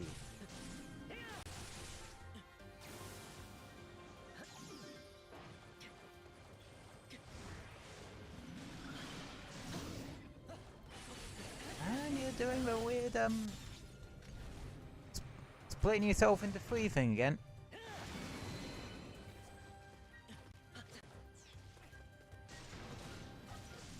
Right, the special action doesn't work on Thunder Blight Ganon. Even though it should, because he's totally using a weapon.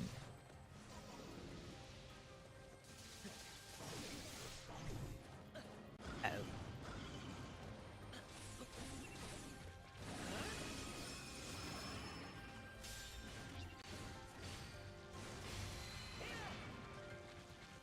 What's the order doing all the way up there?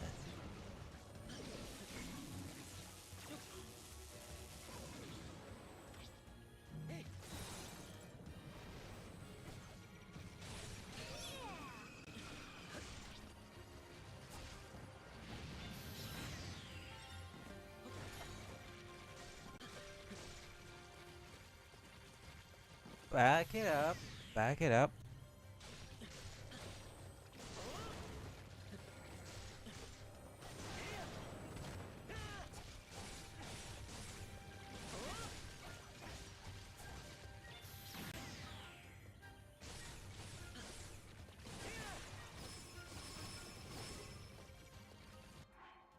Crap.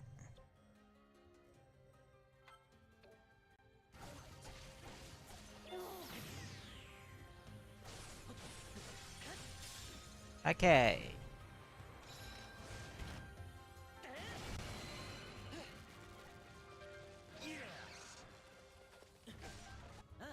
I'll take over, Link.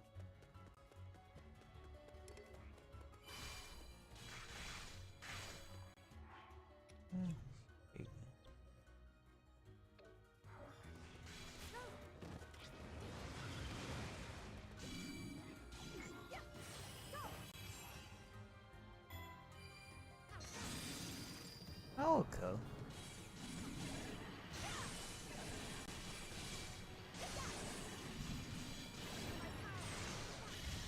I will fight for Hyrule. Mm, Every way I can.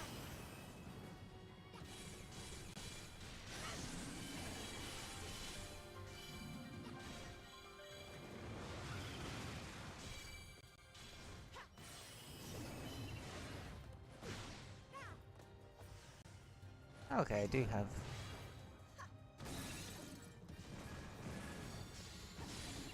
One apple in case of emergencies. I have done it. Oh, I really should have given us 4 characters for this one, if I had to be brutally honest.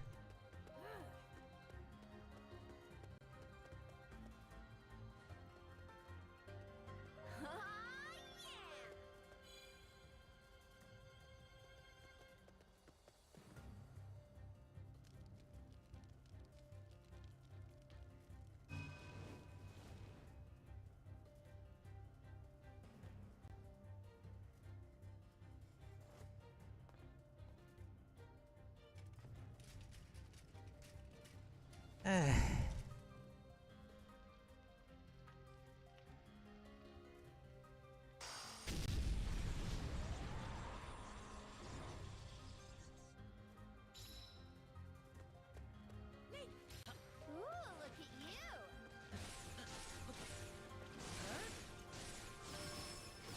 Yup.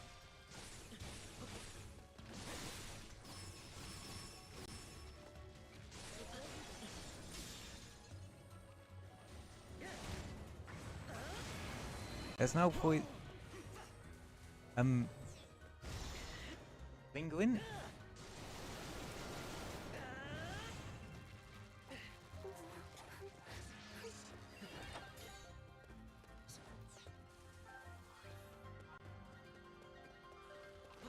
Okay, that's probably the last thing I want us to take care of.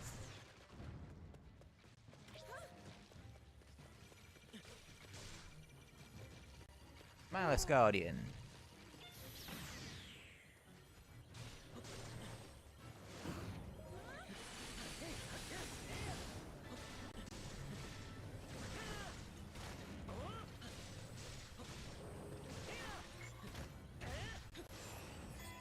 That was close.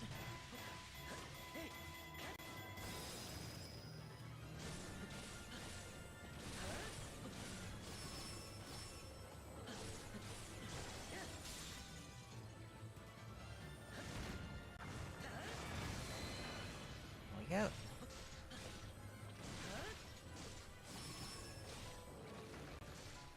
God. These are some long missions. I'll have to check in the footage at some point to see how long this mission actually took. Because you have to remember, it was preceded by a Divine Beast section. A somewhat lengthy one too. So, yeah.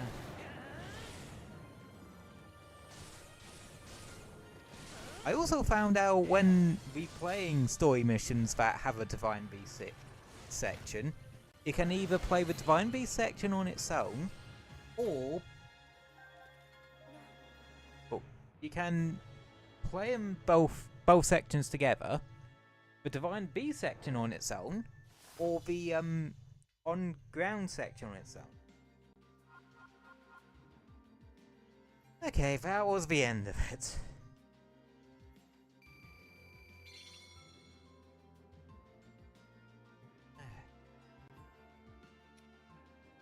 Savage Lionel Spear.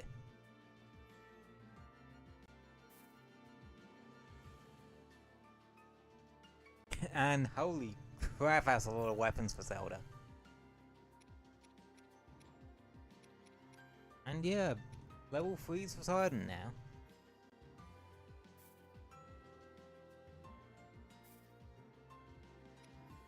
Oh! Now we're talking. EXP plus 10%. That is going to make leveling characters up a bit easier. Though I suppose it's more a case of needing rupees, cause Link's like level 60 at this point.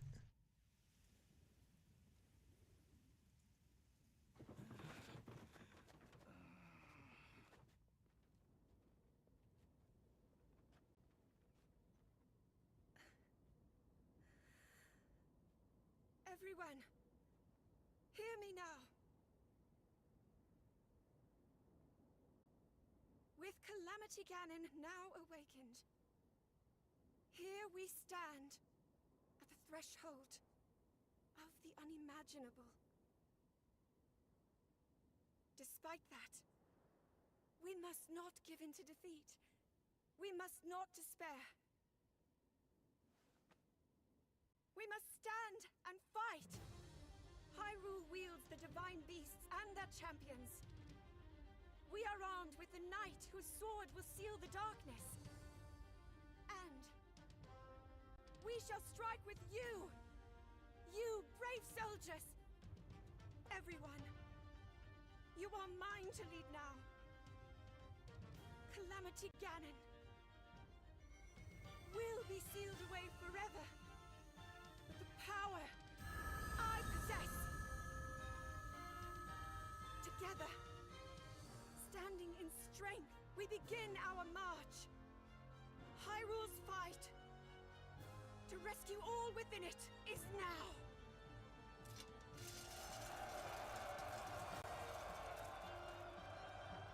And that's how we do a motivational speech, everyone.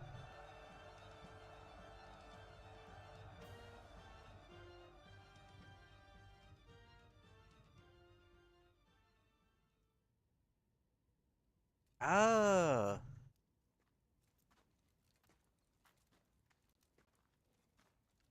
Well then, what did you want to tell me?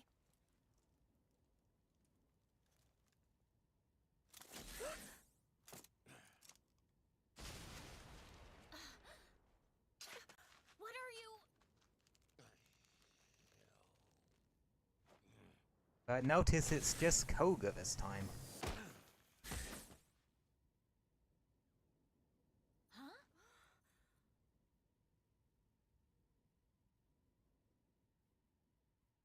Yeah, no words. Just that.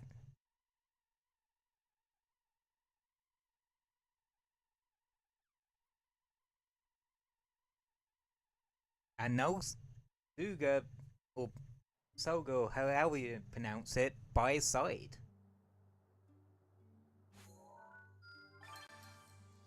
And with that, Ogo actually decides to abandon eager ways and his dislike towards the Hyrulean royal family and joins them. The chief of the Eager plan and a uniting force for his unwavering followers. He leaves all tasks save napping to his underlings. He works with the Hyrulean army to get revenge for his fallen friends.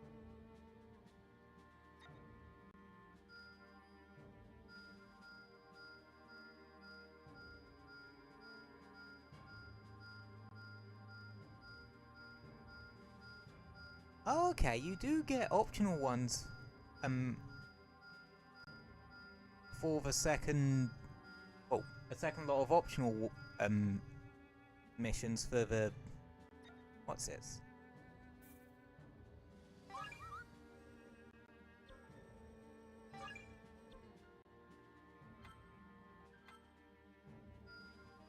It seems I've grown stronger.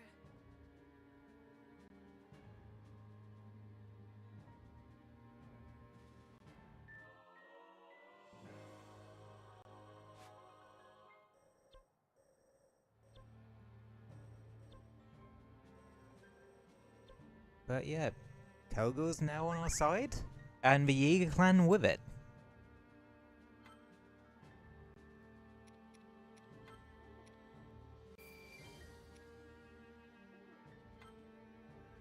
Now let's see how Yiga clan's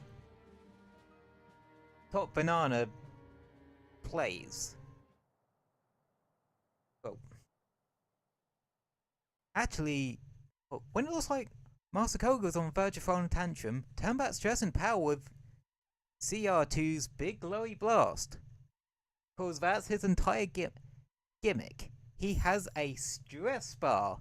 That thing gets full, he's throwing a tantrum. That leaves him wide open to attack.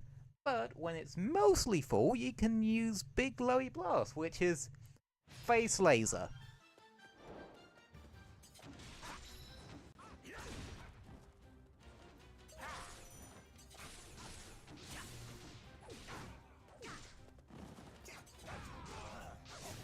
But there was actually a way to get around the tantrum thing entirely.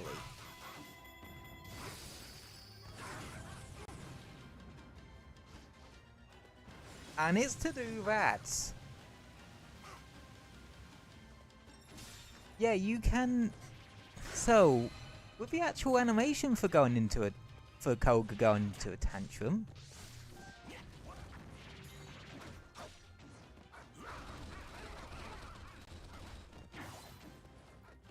He spirals through the air for a little bit.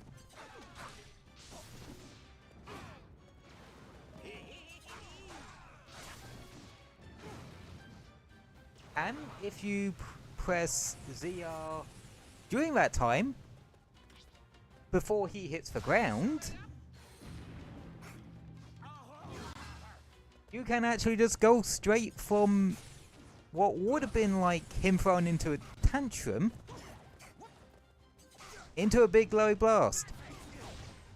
Meaning, you don't have to worry about, well, once you learn how to do that, which seems like the actual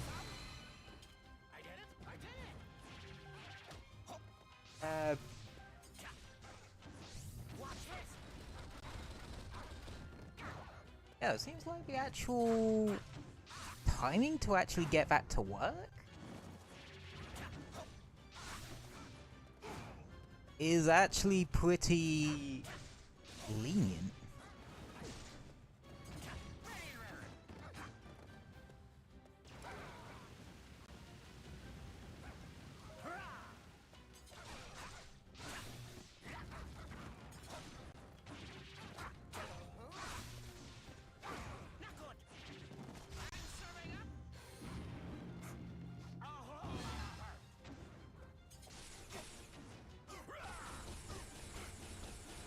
Yeah.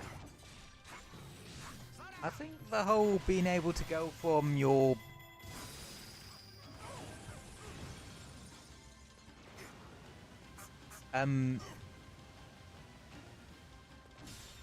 well, the animation, the tantrum animation into the Big Glowy Blast before you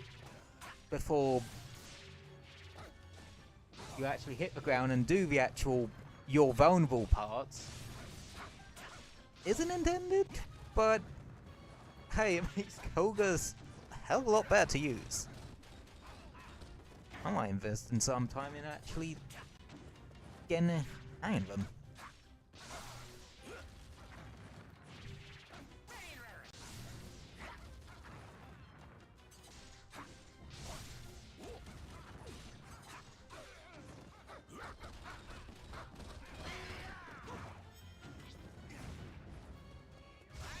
well with these playthroughs, I don't usually go into post game, but I think I might with this one. Specifically, so I can try and unlock all the characters.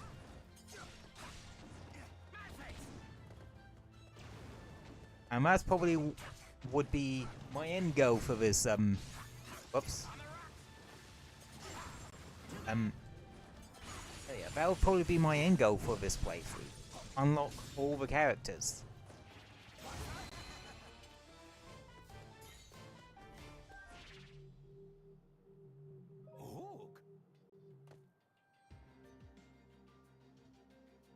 Yeah.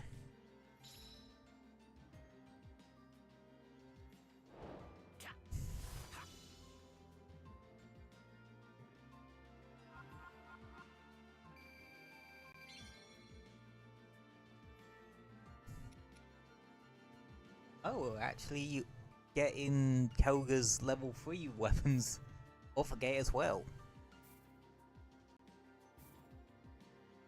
Fair enough.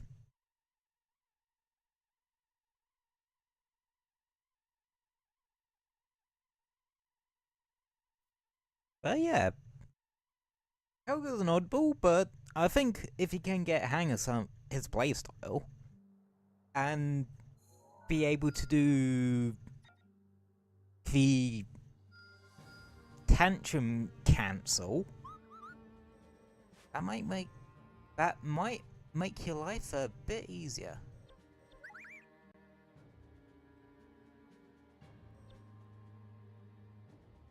Oh, some of the EX missions give you Guardian Claws as well. I don't think I actually need that many. You're here. Like... Yahoo!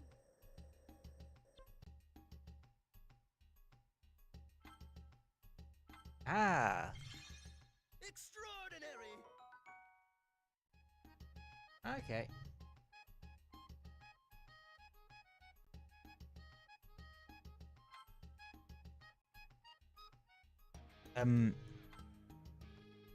One of these must be where we get the other variant. But yeah, we only need like 2 more Guardian Claws, then we'll probably just don't really need them anymore.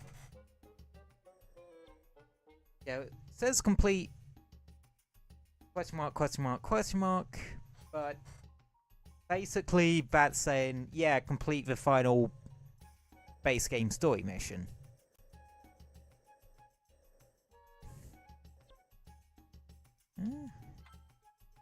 Let me grinding.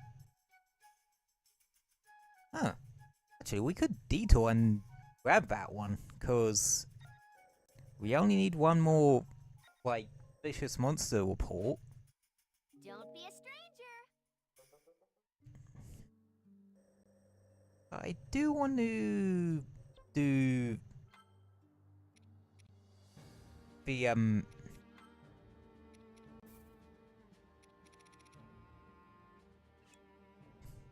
of light training so I can get a better grip on it.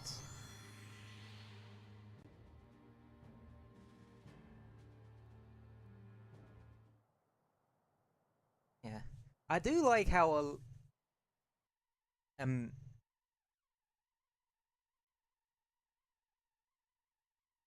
the base game you have one weapon for Zelda that's to do with a lava technology, or lava Sheikah technology, and another one that is her awakened light powers I'm at.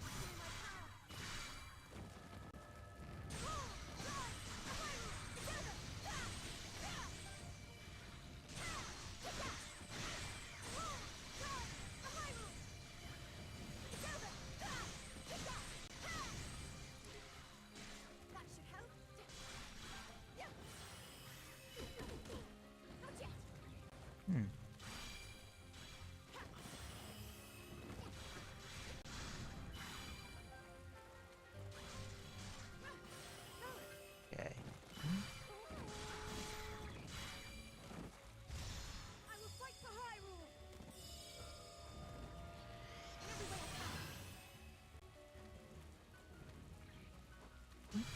2, 3. 2, 3, 4. 3.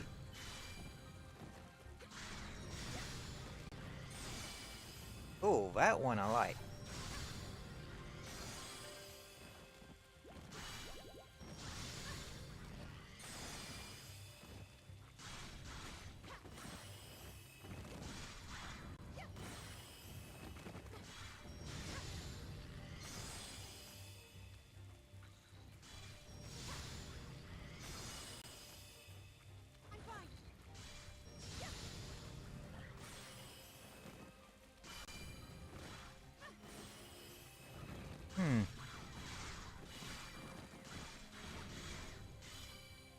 Yeah, I'm sort of split on this.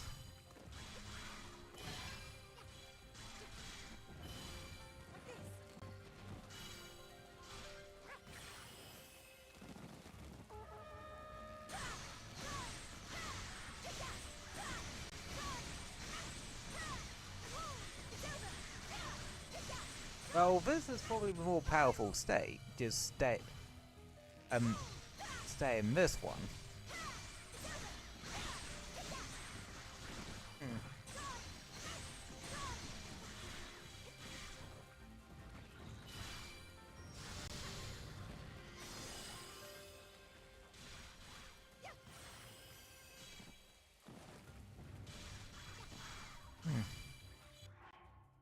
Yeah. I'm gonna have to bail out this one because I can't see me actually being able to do it because she doesn't seem to be able to kill stuff fast enough at the moment, which is weird. Like, I know silver goblins are like the strongest they get, but yeah, no, that just seems kind of weird.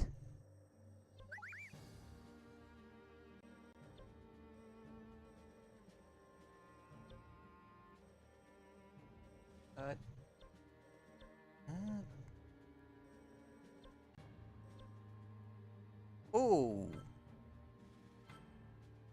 another enemy takes well, you take less damage. What's it?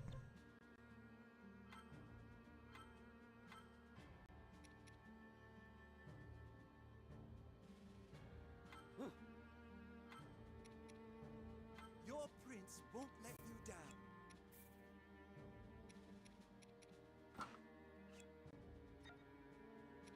Yeah, we'll do this one as our last thing. But yeah, weird that like Zelda just doesn't have the power to actually do her own tutorial. I don't think there's anything wrong with the character. I think they probably expect Zelda to be a bit more leveled up or something. A bit higher than the recommended. But yeah, I'll have to figure that one out. But now,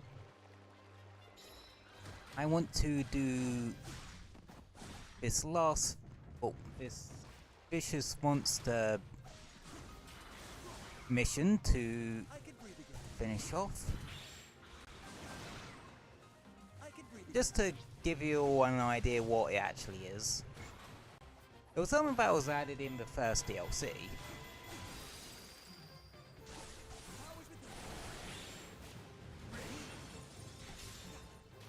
And it's how you get those vicious monster reports for the ancient what's it lab. Like so. Like this, correct?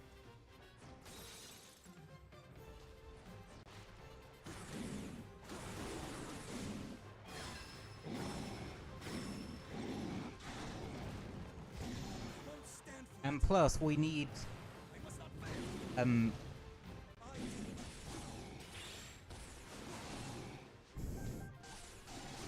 one more anyway for one that gives us better seals. Yeah, this is a enemy type we haven't, well, encountered on stream yet. I've bought a couple of the fire versions of this off stream, but that's because they only seem to show up in these alerts.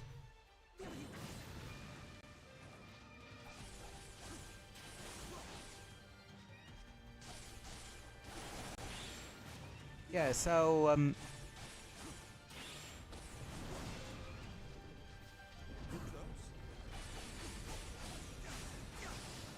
vicious monsters, they can have like little modifiers and shit.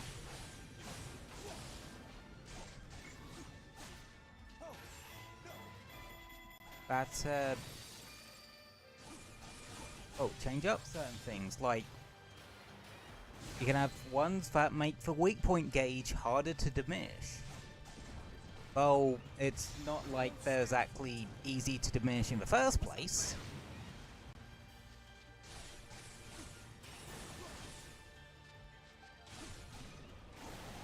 I'm not kidding, like...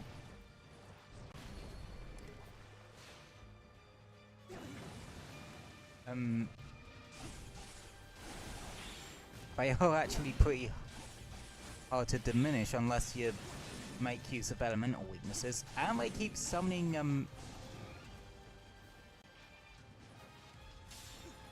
monsters too. Well, elemental monsters too.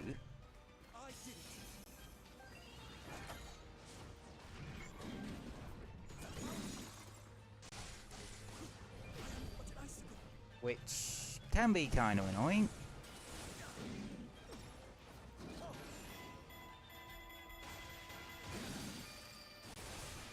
Yes, Sidon's stasis rune ain't optimal. Well, stasis rune animation ain't optimal. But dang it, I find it fine.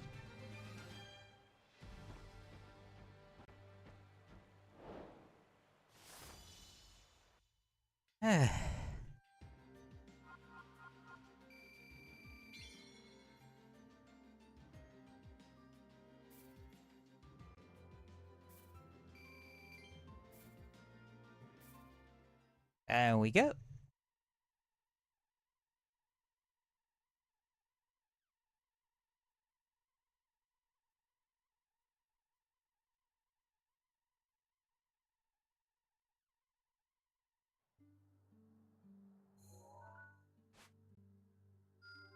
Yeah, when you defeat one, another one shows up. Well, they can also disappear on their own every so often too. There we go. Seal booths. Improves quality of found weapons.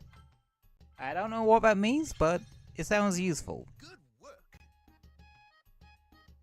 Due to strengthened seal effects, the drop rate of weapons with strong seals has increased. Okay. So that means when we get weapons drop in the future, they're going to be a lot stronger.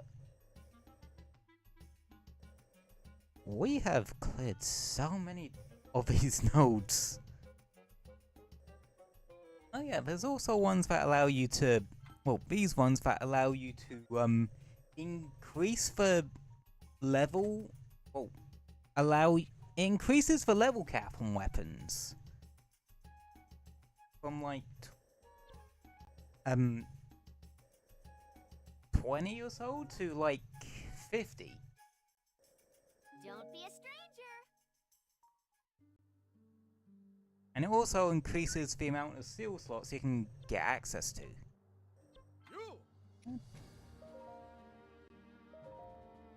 Do have a couple of acid weapons. So let's see what happens.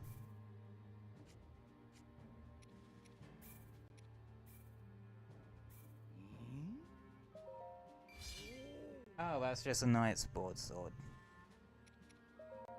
And Sidon can get them? Your main stopgap with Octo Polish is literally just for gems.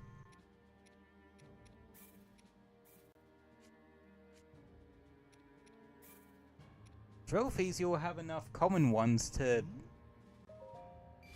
Down someone is. Oh. What's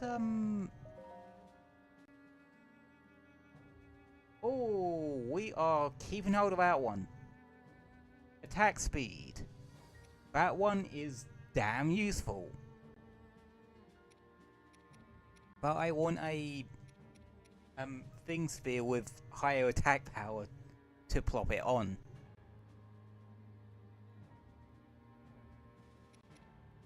Well, that one actually has higher attack power, despite being a level 2. Yeah, that's the annoying thing about this game. You can have level 2 or level 1 weapon. Well, you can have weapons from a previous tier stronger than ones you can get for the next tier up, which is kinda annoying. At least in the first game, you knew that tier 1s were always going to be better than tier 2s, and so on and so forth.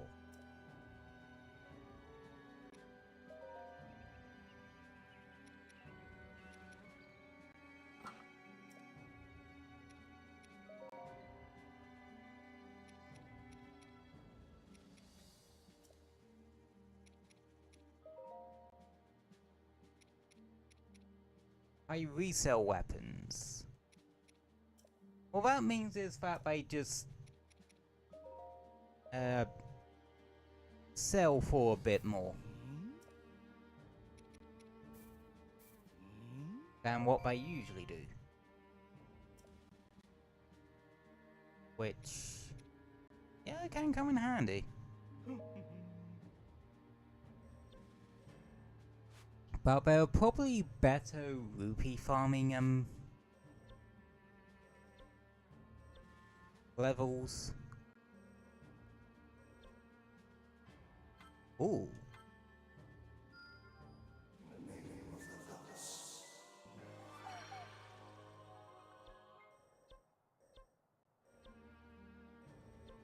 God, there are so many.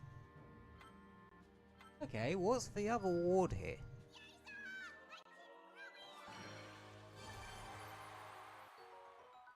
Oh.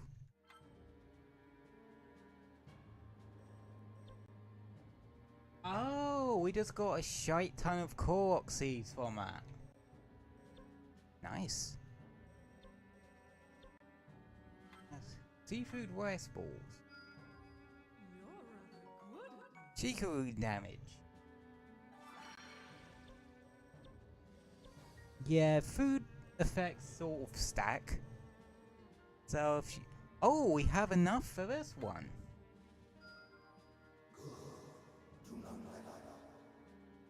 Rumor about a merchant at Skull Lake is true. He's running a shop called The Fang and Bone and is deeply fascinated by monsters. You'll likely meet him again someday.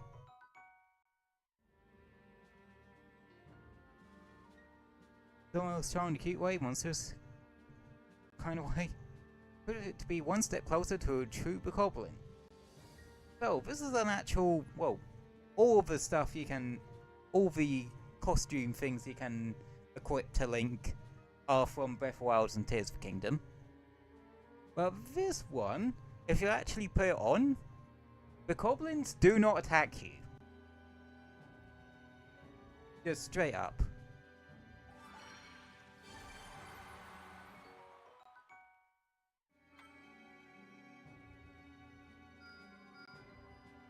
Oh, new stable.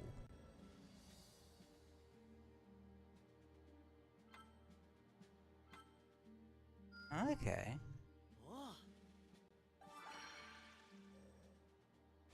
That's interesting. I wonder what merchants will pop into that one, man.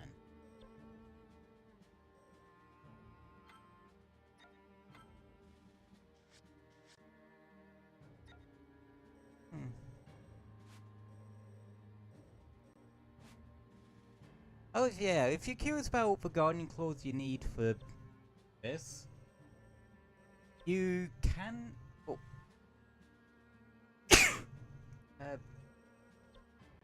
I think you do get a couple, like, from doing this mission for the first time. But you can actually get them from certain vicious monster levels. I think the Akara Citadel one you actually can get them from. And that's the one I was under leveled for that I gave a try. Oh, okay.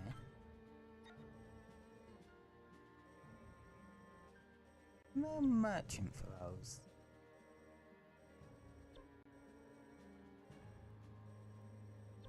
No, don't look like it.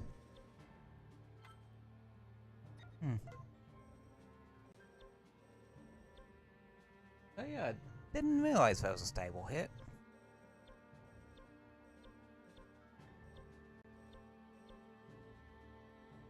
Ah. I refuse to be anything less than capable. Okay, there's one's the Zelda's Bow of Flight.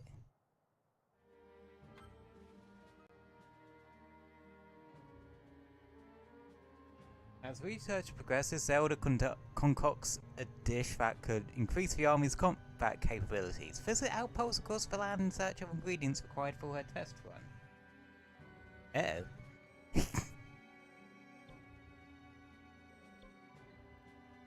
Hi there, Bunbo. Hope you're doing well today.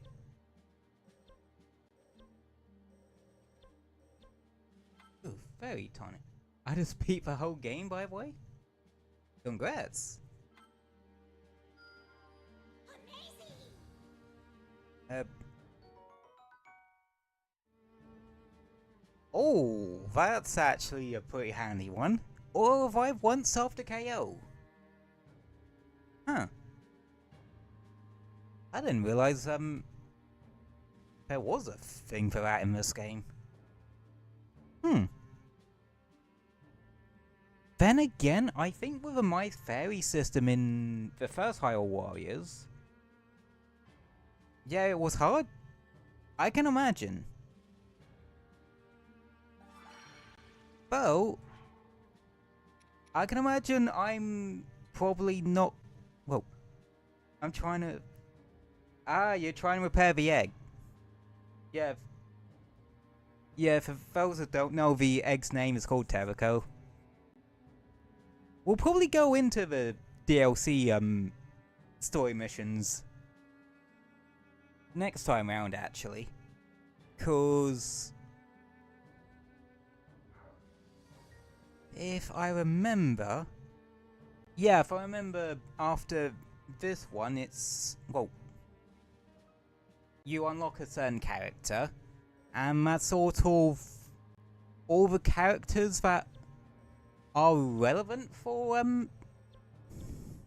the DLC flashbacky, missions. Oh yeah, there's also just kind of straight up spoils the fact that the egg's playable. But, yeah.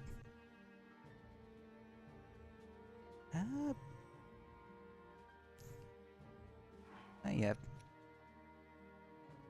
I think I'm definitely prepped for later in the game, though.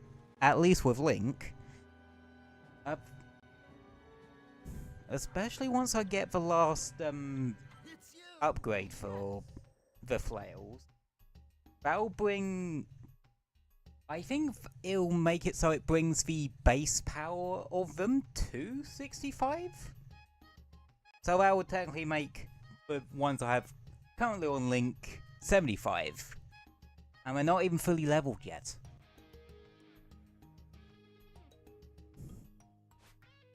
But yeah.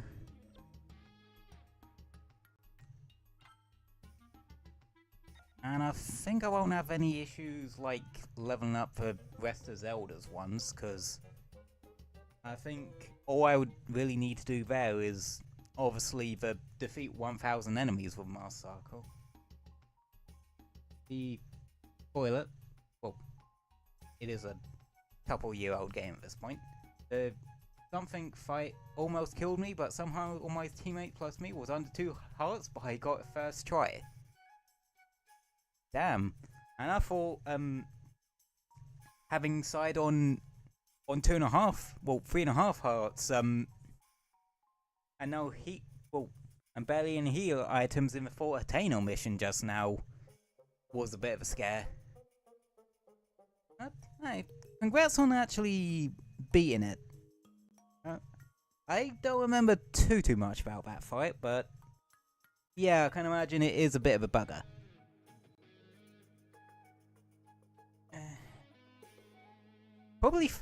It's probably harder than Ganon in the first game, because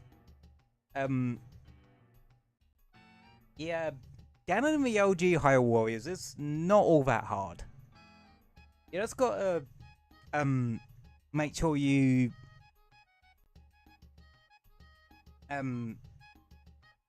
use the right item on him at the right time, because he essentially just uses attack pans from the other bosses.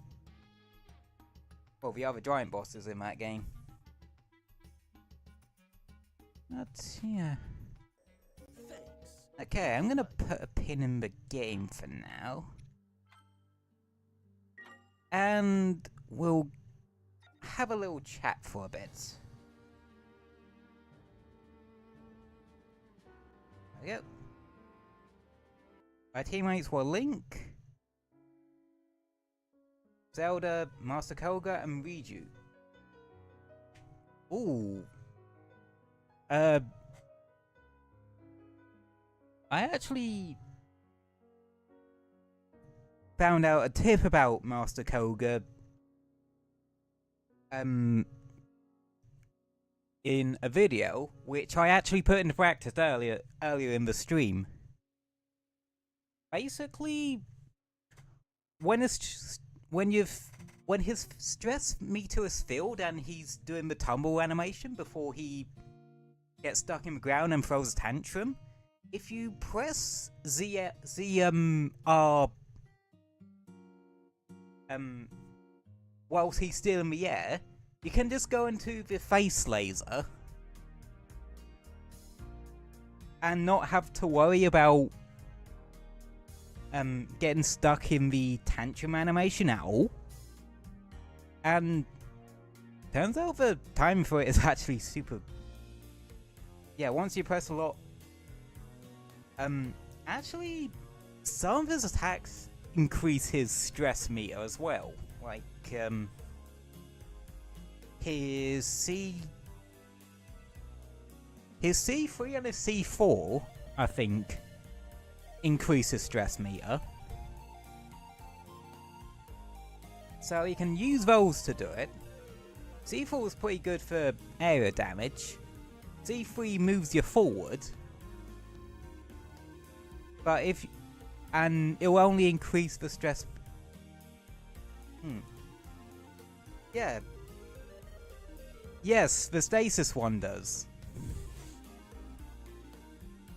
I forgot about that. Yeah, that increases the stress meter. And yeah, honestly, isn't hard to get the time down on the tantrum cancel, I'm just gonna call it. Once you get hold of that, you don't have to worry about Koga ever going into the tantrum animation ever again.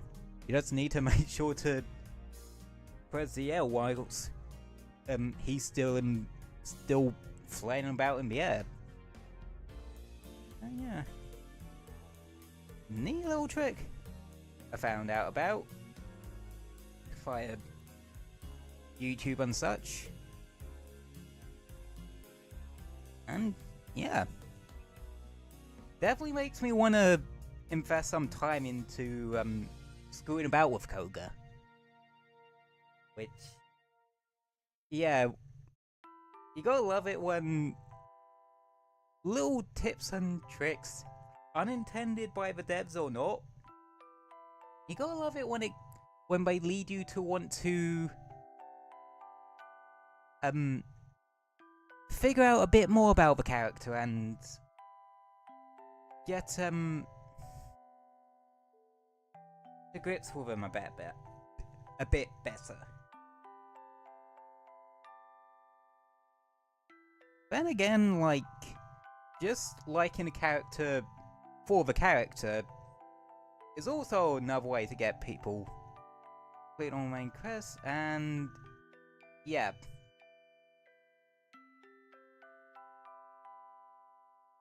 Yeah, and the egg did that.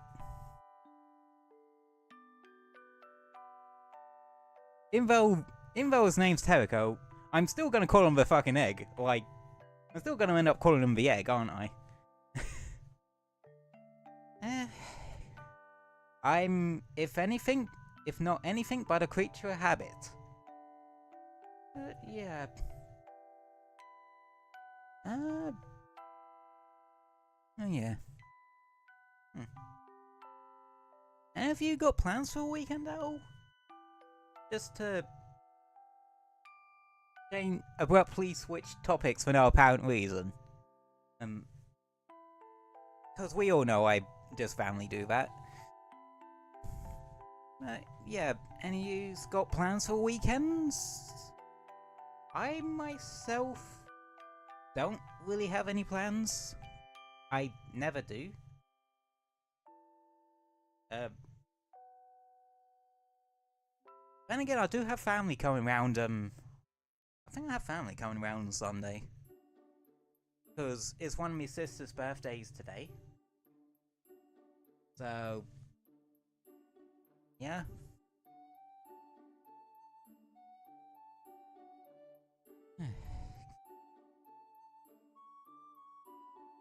And good, that's one thing I'm gonna have to start thinking about soon. Christmas shopping.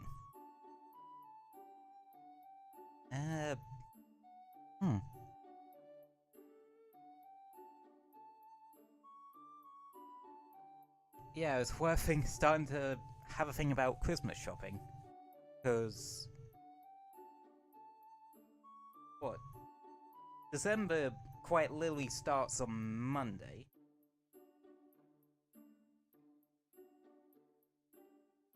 Which, is it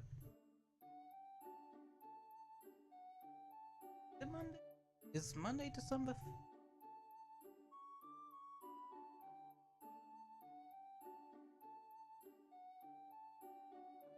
Yeah, it is.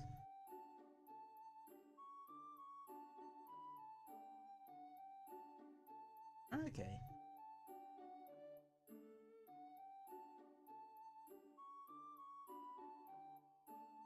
Now I think about it, next month's actually gonna be a pretty busy one for us. For, like, couple of reasons. Not anything bad, I mean, like, in terms of updates and such. Right? Because, for anyone who's new here, two of the main games we end up playing, well, I end up playing a lot of time on stream, are Monster Hunter Wilds and Warframe. And guess what, guess what, two games are having major updates next month? In fact, if I recall, Warframe is currently having its dev stream at the moment. Or its dev stream started before I started stream. And I think they're actually revealing the actual proper release date for the new update, the old piece update. And you can bet we are going to cover that one. Like, seriously, that's going to be an interesting one. And as for Monster Hunter, you got Title Update 4 coming round. And I think it's coming round on the 16th.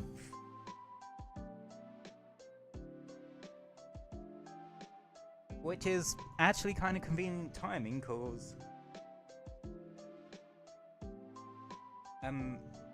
the week after, the week of the 22nd, I'm gonna be taking that one off streaming, cause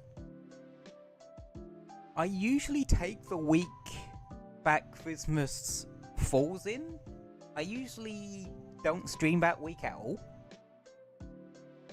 I'll probably still throw a couple of shorts out, as per usual that week.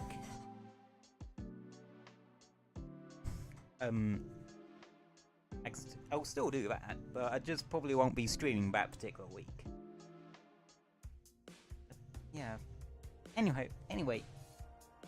Yeah, with Terror Update 4 and Monster Hunter Wilds, I am very excited for it. Cause it's for one of those monsters that yeah. It's for one of those monsters that I've never fought, but I've heard great things about the fight for. That being the Elder Dragon Gogmazios. I think it's the one that's technically like the final boss monster. For Ultimate's G rank. And as all you'll know, I started playing Monster Hunter with 3 Ultimate on the 3DS. But I fell in love with the series with 4 Ultimate. And I did even dabble a little bit with G rank, but not that far at all. So I never really got to fight Gogmazios. So I'm guessing I'm probably going to be making up for lost time now, huh?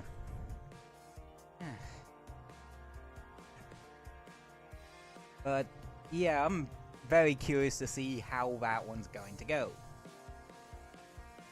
Because, yeah. Guess I'm gonna maybe have to do a sneaky, Tire Update 4, prep, stream. Maybe I could do that for next week's, Grinding Saturday. You played Tears of Kingdom? Yes, I have. I did try to stream a playthrough of it, but I didn't. But I just kind of fell off it. So I'll probably try playing it again, but do a but not do a stream playthrough of it and just play through it at my own in my own time. Just because I think it's like I don't particularly like streaming massively long games, and Tears of the Kingdom definitely. Oh, and played it too. Fair enough. Like, that's the interesting thing about Breath of the Wild and Tears of the Kingdom. If you wanted, you could complete it in like an hour. If you know what you're doing. Yeah, speedrunners had fun with those games. But, yeah. Speedrunning's fascinating.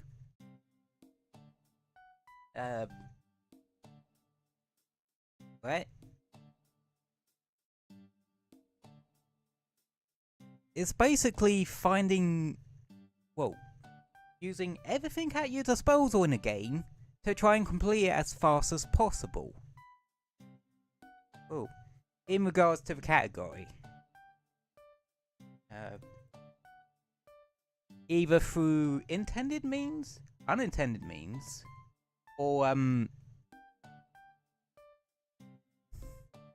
other means. There are some pretty crazy things to do with it.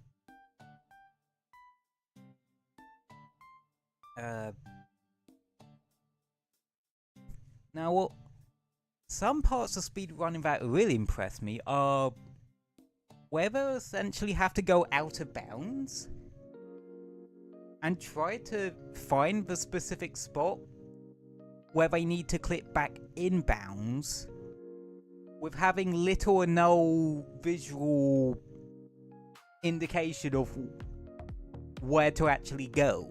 Like, by the way, I'm playing Tears of the Kingdom on my Switch right now, but I'm not sure how the fuck I can stream it. Well, I was just streaming Warriors Age of Calamity on Switch. Well, sort of. I technically do it via my capture card. Because, yeah, you can hook it up to a capture card and, oh. Actually, that's a good point. Like, a lot of people stream games on consoles via capture cards. They're a external automatically that you plug the HDMI into, the console's HDMI into, and then you plug the HDMI. No, you plug the USB bit into the laptop, and in the case of my capture card, there's another HDMI port that I plug into my telly, like my second screen, which displays the game on there. And yeah, then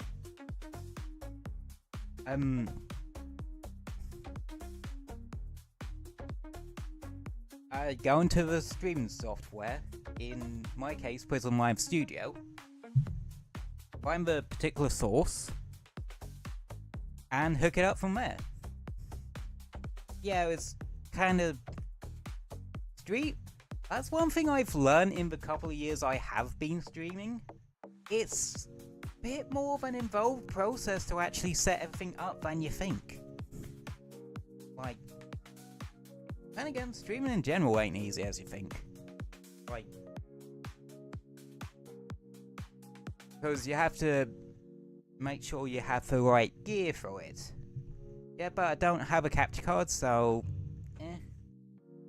yeah, remember the breaks for that on that one, unfortunately. The Switch don't. It won't work like that. You do need a capture card for it, unfortunately.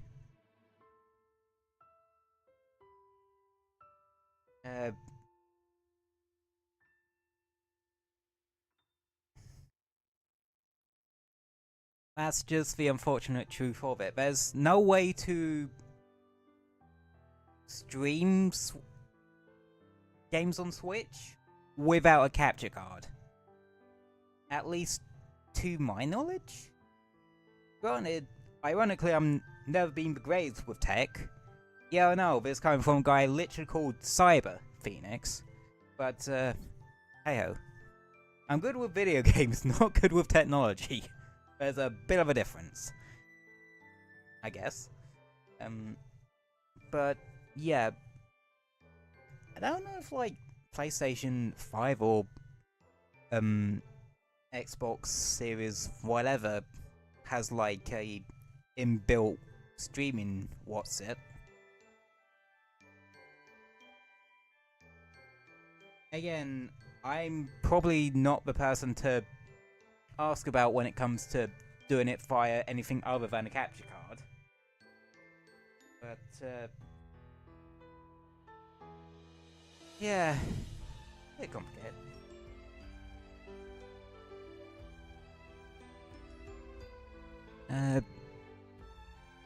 But there are probably plenty of tutorials on that for setting up a capture card, or, well, once you buy one, because you have to actually buy them. Oh, you don't have to, like, go for the stupid expensive ones. You don't need to go for, like, Elgato's. By the way, I'm putting my volume on 100% because it's way too quiet. Oh, my bad. Yeah, sorry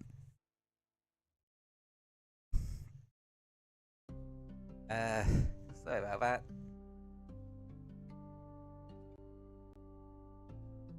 I forget that I can be a bit quiet.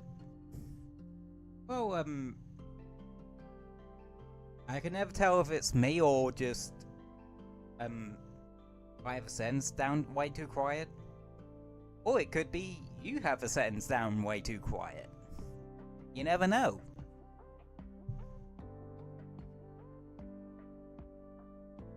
There are many, many different factors to consider. Much like life.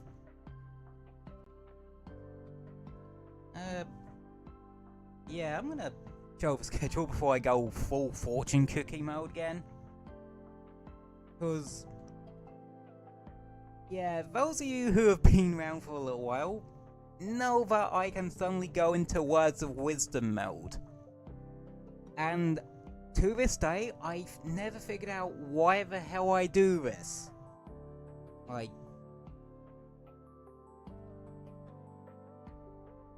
I just end up doing so every so often. I guess part of it is just because I've learned to consider different perspectives on things. Because, yeah, I suppose I guess you could say I can kind of detract, well, I can kind of pull away from one particular viewpoint to have a look at multiple different ones. It's actually kind of interesting to consider both sides of a particular argument. And such. I don't know. Anyway, schedule. Let's find it first.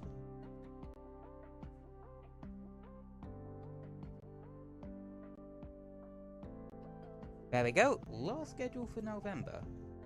We did yesterday's streams today, because it was too awkward to do it yesterday. And tomorrow, well, it's Saturday, so we're grinding. Yeah, you are way too quiet?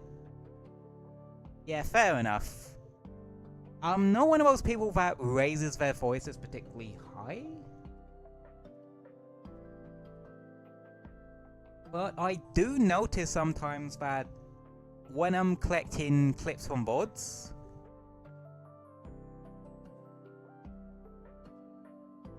yeah,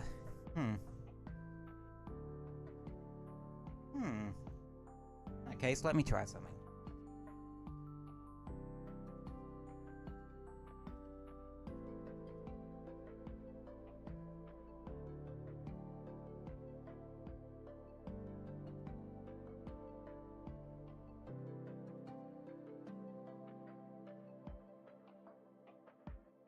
Right, does that work? Right, I've plopped a little bit of yeah, I've plopped a gain or audio filter on my mic source. So that should help alleviate it a little bit in terms of my voice. Because well, the weird thing is, like, game audio tends to be fine. Anywho, schedule. Sorry, I keep getting off track a little bit. Yeah, tomorrow is our usual, well, what I like to call Saturday grinding. It's where I sort of just grind in a game or something like that. I'm gonna be quiet for 5 minutes. Fair enough. Yeah. Saturday is usually our grinding day, and it's usually either Monster Hunter Wilds or Warframe. Really. But I don't know which one of them to actually do this week. So what I'm gonna do, much like I did for choosing what game we played today, I'm gonna plop a poll up on my Twitter and have a couple of ideas and let you guys choose. But yeah, that is the schedule for this week.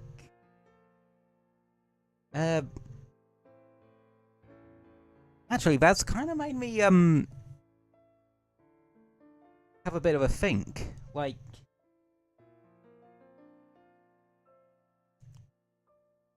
there have been some weeks where we haven't actually done the grinding stream on the Saturday. That's usually, well, when Sonic Racing Crossroads has like one of its festivals I want to play. Well, wanted to jump in with. So, I'm wondering if it should go from simply being we grinding a game on Saturday to grinding games we grinding or multiplayer games, like online multiplayer games on a Saturday. Just so we can have a bit more variety on a Saturday. I'm not talking just adding Sonic Racing Crossroads to the rotation. No, I mean like other games too, like Splatoon 3 or anything of that nature. Granted, I have not played Splatoon 3 in ages. Might be an idea to dust off me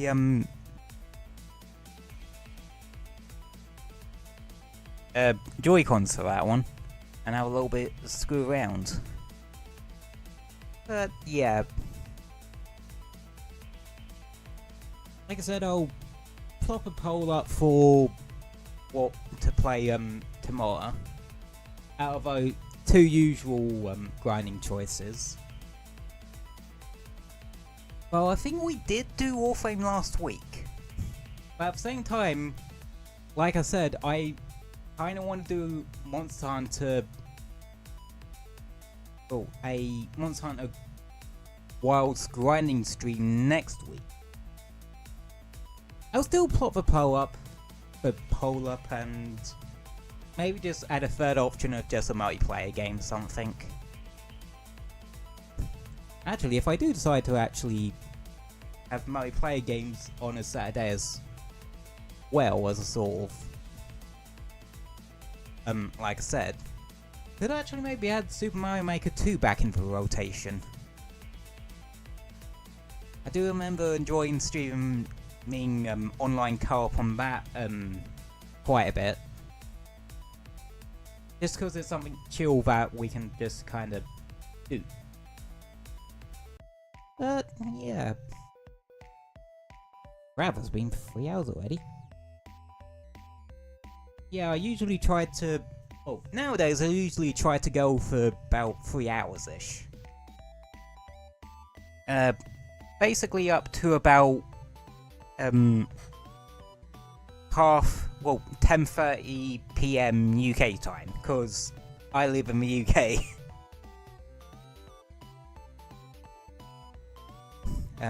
Yeah, I'm British. Very, very much British. But I don't actually like beans on toast all that much. Which... yeah, kinda weird. But,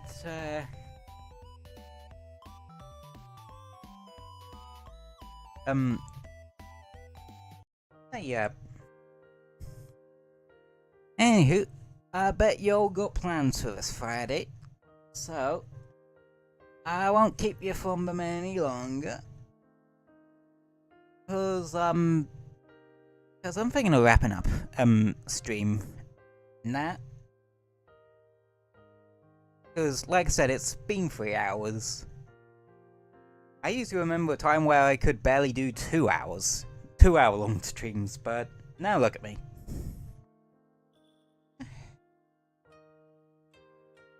Sometimes it takes a bit of persistence, and other stuff. Determination and all that crap that my brain is struggling to think of at the moment, because some days I just cannot articulate my thoughts for shit. But, hey ho. Anywho. Like I said, I'm gonna let you all go for the evening. To go about your Friday stuff.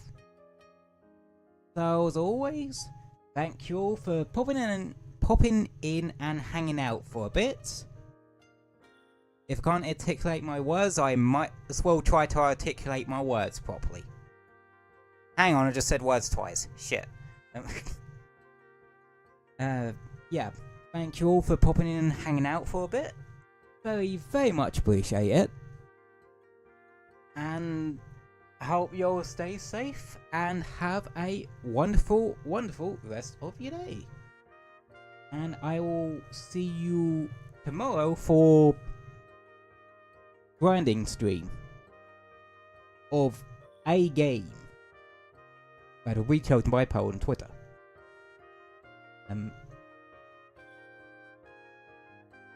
Yeah. Anywho, yeah, I'll let you go for today.